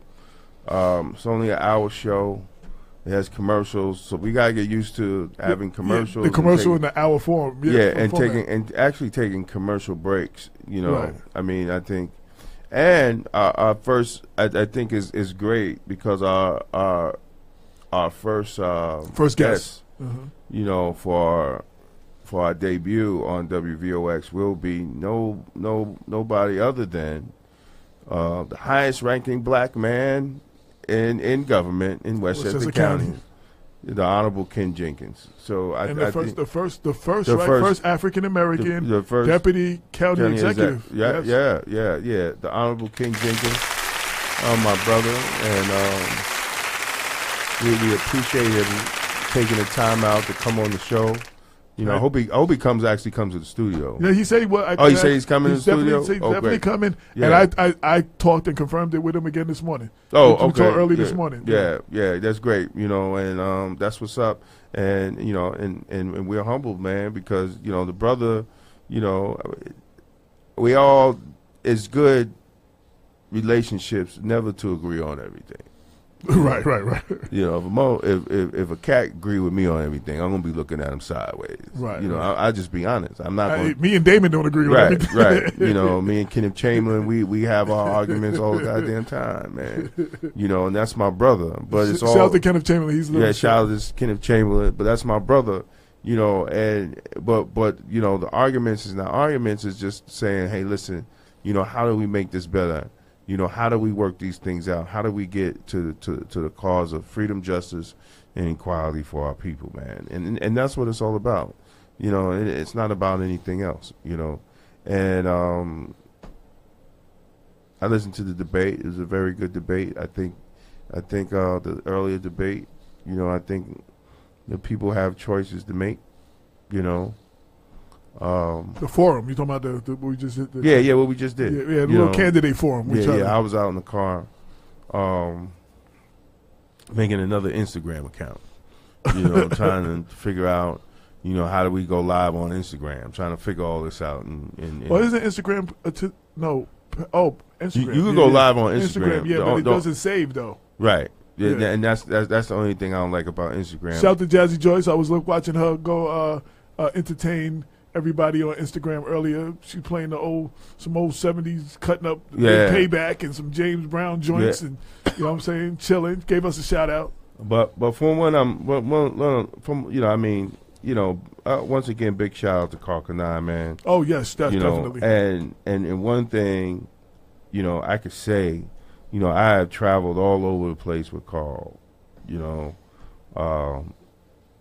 lot of people don't know that, and even back to them days of the Magic Show, right? When we used to go out to Vegas for the Magic Show, what Carl was talking about, and I used to do security for him, and I used to be everywhere. But one of the things, and it's like a blessing because when Carl was talking about sitting down having these meetings with these major stores, and they're not really wanting the product. Even after he was Carl Kanai, I sat in meetings where it was a struggle, to have those meetings, and then, they still respected him as that guy. But, to watch a black man sit there and handle himself with big executives from these big retail chains was amazing, was amazing to see. And I learned a lot, I learned a lot about business and dealing in in those type of settings, and it's good to see Carl out. And yesterday, man, I learned something else. I learned that, the whole marketing trend, especially with fashion, and we can apply it. I think we talked about it. We could also apply it to what we're doing is that, Instagram is the key, man. I mean, nobody talks about Facebook, on the real. Like it's like who shares your stuff on Instagram? And how do you get shared on Instagram with someone with, major followers, large followers? Yo, dude, I saw this person I never even heard of before. They had like 1.2 million followers. I'm like, who is this person?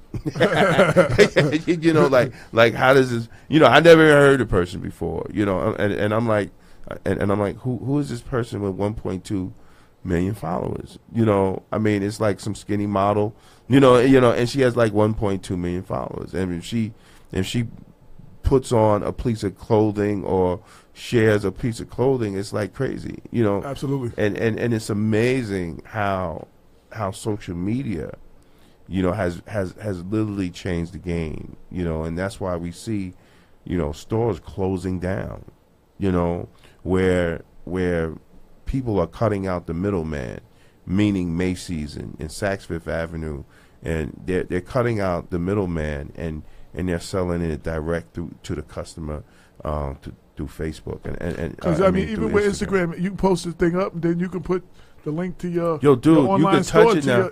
Not even that. Oh yeah, you can touch it and go to the site. You can touch it and it tells you the price of each piece of clothing. Right. I was like, holy hell. I brought some of the T-shirts that the black T-shirts I brought. Mm-hmm. I saw them on Instagram and pushed that button. And it took me right to the website. And I just paid for it through PayPal. Yeah, it's crazy. It's just crazy. It's crazy what they're doing, and they're literally, changing the game. Well, and the question is, I always say, where are black people in that? You understand what I'm saying? Because like, where do we fit in? In this structure, we're always outside of the structure. Like we're never in the structure. You never hear, you never hear about, the black people that are in there trying to, make the money and employ, and employ other black people. By the time we get onto it, they're onto something else, man. Absolutely. Like we always like 20 steps behind, everybody else, and dealing, and dealing with this stuff, man. And sooner or later we have to catch up, because if we don't catch up, we're just going to continue to be fourth-class citizens. And I'm going to say, black folks is fourth-class citizens, and Dr. Claude Anderson has proved it that we're fourth-class citizens. Just because we can't even have a platform. But like, what's our Facebook platform? that black people can use. No, we don't have that. We don't have that, and would we even support it if it was there? So we don't even have these certain platforms, that black people can use to network with other black people. Absolutely. And we do have to be better about supporting black businesses. Those black businesses that are thriving and doing the damn thing, we got to support them. We got to support. We got to do better at supporting each other. Shout out to Lowe's Moore who just tuned in. Again, we were talking about his book earlier. Everybody should go check that out. It's a great story. If you scroll down in the comment section, Brenda has posted the link to it. I think that's a good book to buy for a young man in the community, a youth that you know. It's a great story, inspirational story. I really don't have, but we got 10 more minutes, 12 more minutes. Again, I want to thank everybody from the library trustees, the candidates for coming out, for taking the time to do, to introduce themselves. Hopefully everyone, again, will go out and vote May 8th. Come out in numbers. We need to get that election. We need to get the turnout for those elections much bigger, because one of the last ones I was like, there was a very small turnout. The person who won basically had like less than 200 votes, and they was the winner. You know what I'm saying? And there was only 2 people that had votes in 3 digits. Everybody else had 2 digits. You know what I'm saying? All other candidates. So yeah, we need to come out and step up and support our library. Good job. They're doing a good job. Nothing's perfect. They got a lot that they need to work on, but I like the progress that is going in. And then again, on the 15th, we need to come back out for the school board. School board election is very key. You complain about the conditions of the school, but you don't vote in the school board.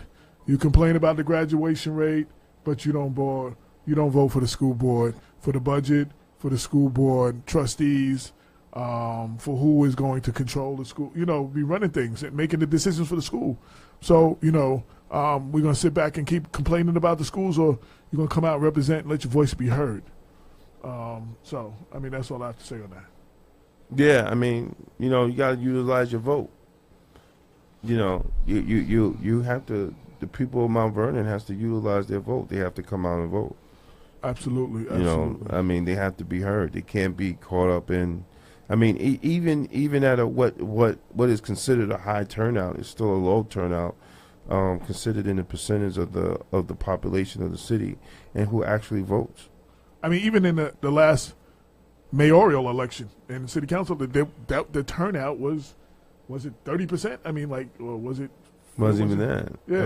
If you have a population of 65, 70,000 people and only 7,000 people show up, that's less than 10%. Right, it's like 10%. That's disgusting. You know what I'm saying? That's still disgusting. But but look, and the reality is this: at the end of the day, the status quo, those who want to remain in power never want a large turnout. They always want the usual pocket of voters that will turn out. So you're looking at 3,000 people. When I first moved to Mount Vernon, you only needed 3,000 votes to win an election. Because people wasn't turning out. They wasn't coming out. They wasn't being invested in the political process of the city. So you could have become mayor with 3,000, 4,000 people. Now you got to total out to about 7,000. Because a lot more people are being informed, which is good. I also I wanted to say, I forgot to say it. I really want to big up Lorraine Lopez and Dr. Bob for doing a great show. Absolutely. Doing a great job. Absolutely. In our absence. And we Andy Falk was here, right? Andy Andy from the Working Families Party. Right. We want to thank everybody. Let me tell you something. I was on my way and I was watching it, And there was no need for me to come. Right, because you talked to me, you called me, I said, yeah, they doing a good job. You said, yeah, I'm like, listen, I'm not even going, right. Because first of all the seats were taken, and they were having a good time and they were doing it. So it wasn't no need for me for me to even come. Huh? They held it down in our absence, and I want to give them a round of applause for a job well done. I can't read lips. Open the door. For a job well done. They held it down by themselves. Who? Charger. Oh. I'm like, who the hell is Who's charging? Yes. So yeah, once again, job well done. Hey, what is he doing?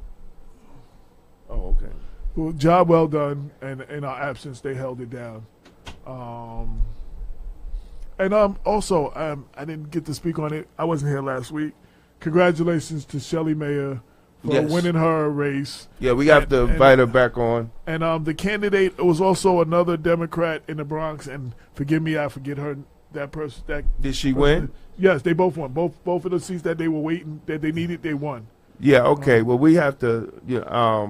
Lorraine, if you're listening, we got to see where we could get our favorite senator back on the show. Absolutely. So, so she can either on here or the well show she can't. No, she can't.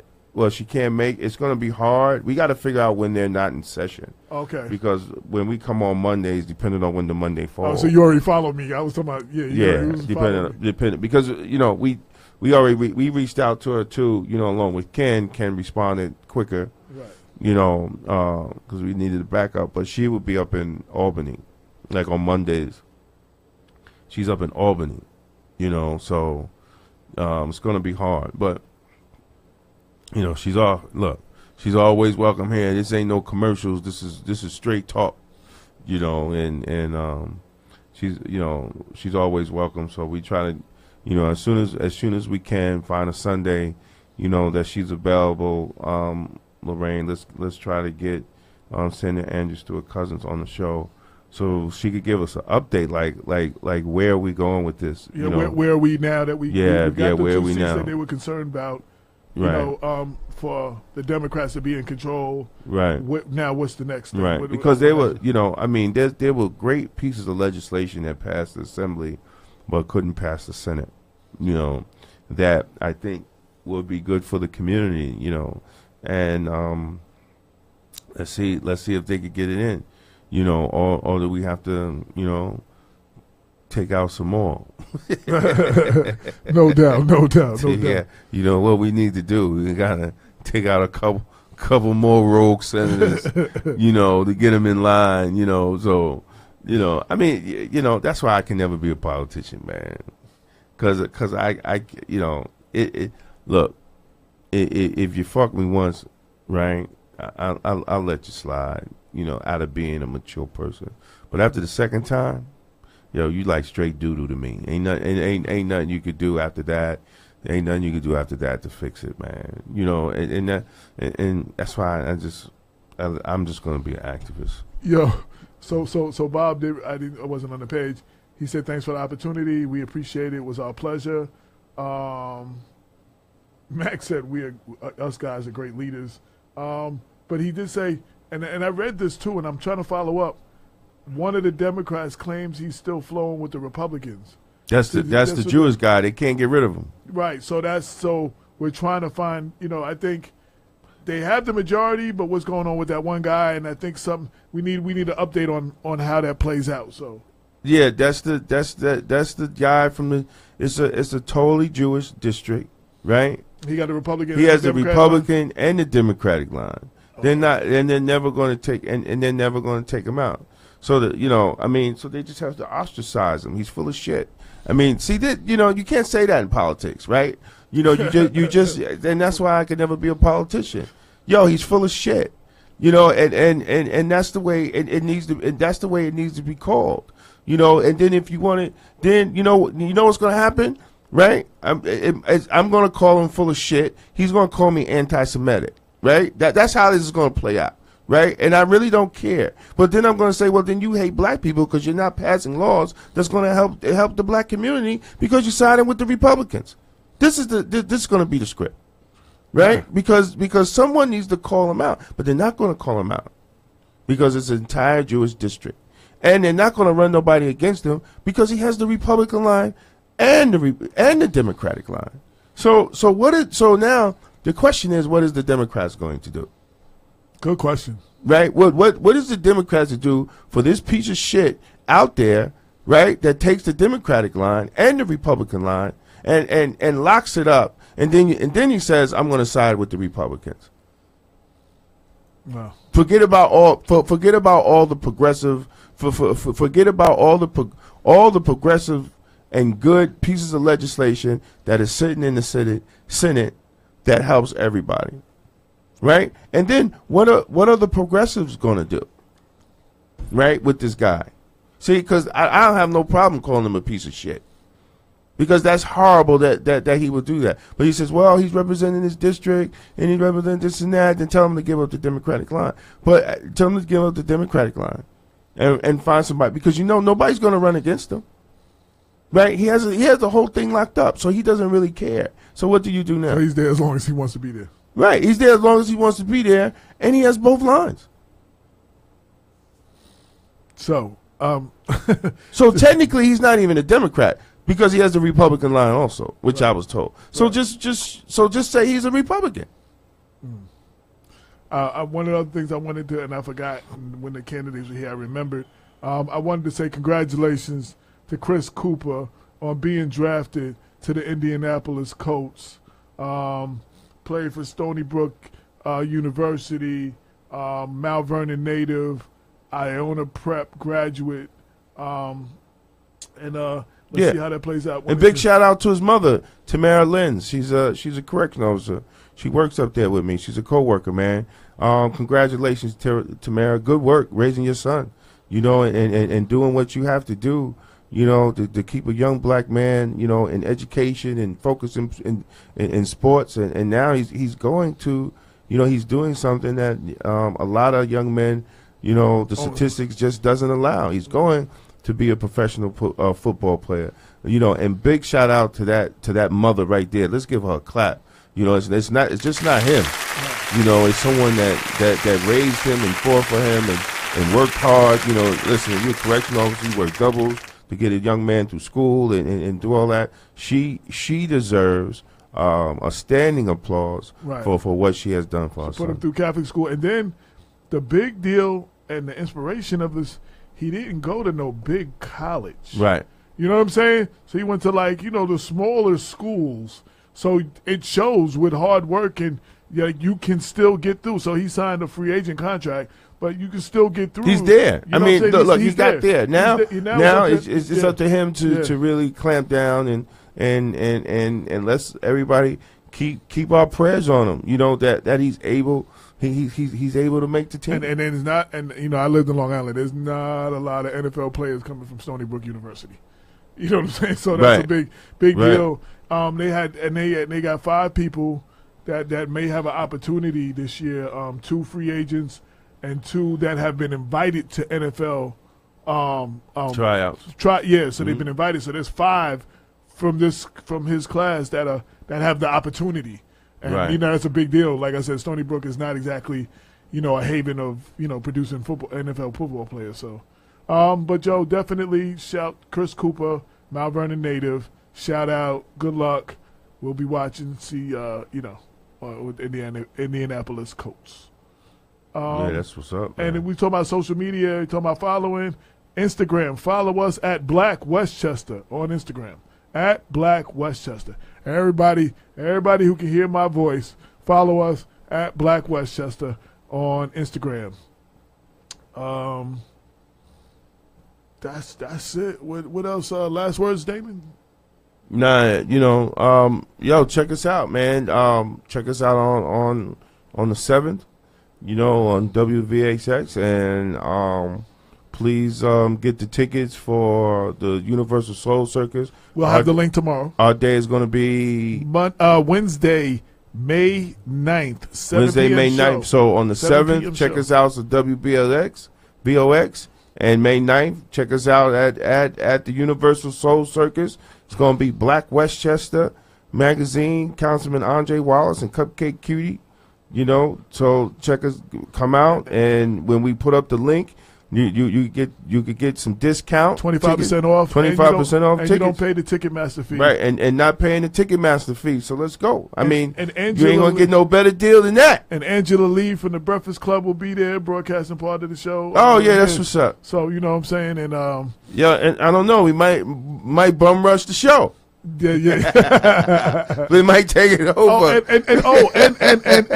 And Damon and I are the ringmasters. Yeah, we the ringmasters. Yeah. I don't even know what I'm gonna wear, man. I ain't never been a ringmaster. Well, we just talking like the first 5-10. We introduced everything, introduced our people. And I ain't know where still. I still ain't know where nothing. Yeah. I gotta find something to wear too. I'm just wearing some regular shit because it's a circus. I don't want to get. I don't get no elephant doo doo on me or something like that. No. Be walking around with the tiger's poop. I'm not stepping in tiger poop, man. Word up. But they don't even have animals in circuses no more. I don't know. No, but yeah, well, they're not supposed to.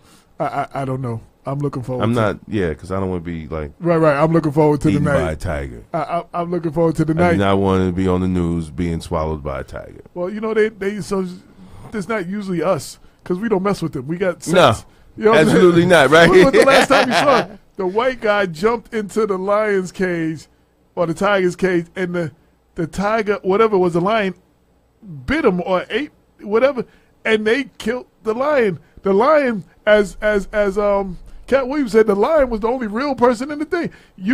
It's a lion cage. Yo, how do you kill a lion for being a lion? Right. You know what I'm saying? Like, right. Like the dude jumped into the lion's cage. Like oh my God. That's like oh my God, the lion went lion. No, the lion is a lion. That's like people put their heads in an alligator's mouth or something. They're like, yo, black people don't do that. Right. You know what I'm saying? So we don't have those problems. Right. Yo, word up. So anyway, that's it. Yo, you could be doing anything else, but you decided to ride with us. This is Black Westchester Presents the People Before Politics radio show every Sunday night, 6 to 8 on InTheMixRadio.com. Check us out on WVOX Monday, May 7th, 11 to 12 noon, and at the Universal Soul Circus Wednesday, May 9th at 7 p.m. show. We'll have the link for the tickets tomorrow. Holla at your boy. Peace. 22 million black victims of Americanism are waking up, and they're gaining a new political consciousness, becoming politically mature. And as they develop this political maturity, they're able to see the recent trends in these political elections. Any minority that has a block of votes that stick together is in a strategic position. Either way you go, that's who gets it. You're in a position to determine who go to the White House and who stay in the doghouse. You're the one who has that power. You and I have never seen democracy. All we've seen is hypocrisy.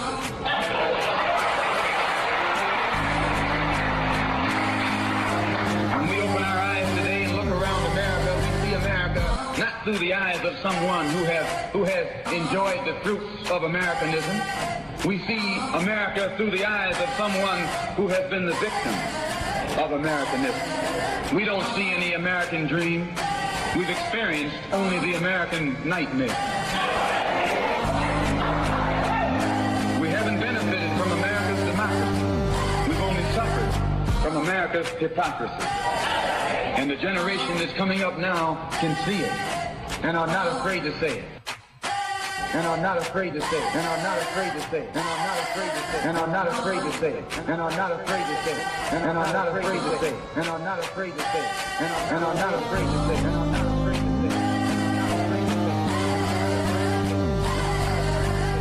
And are not afraid to say it.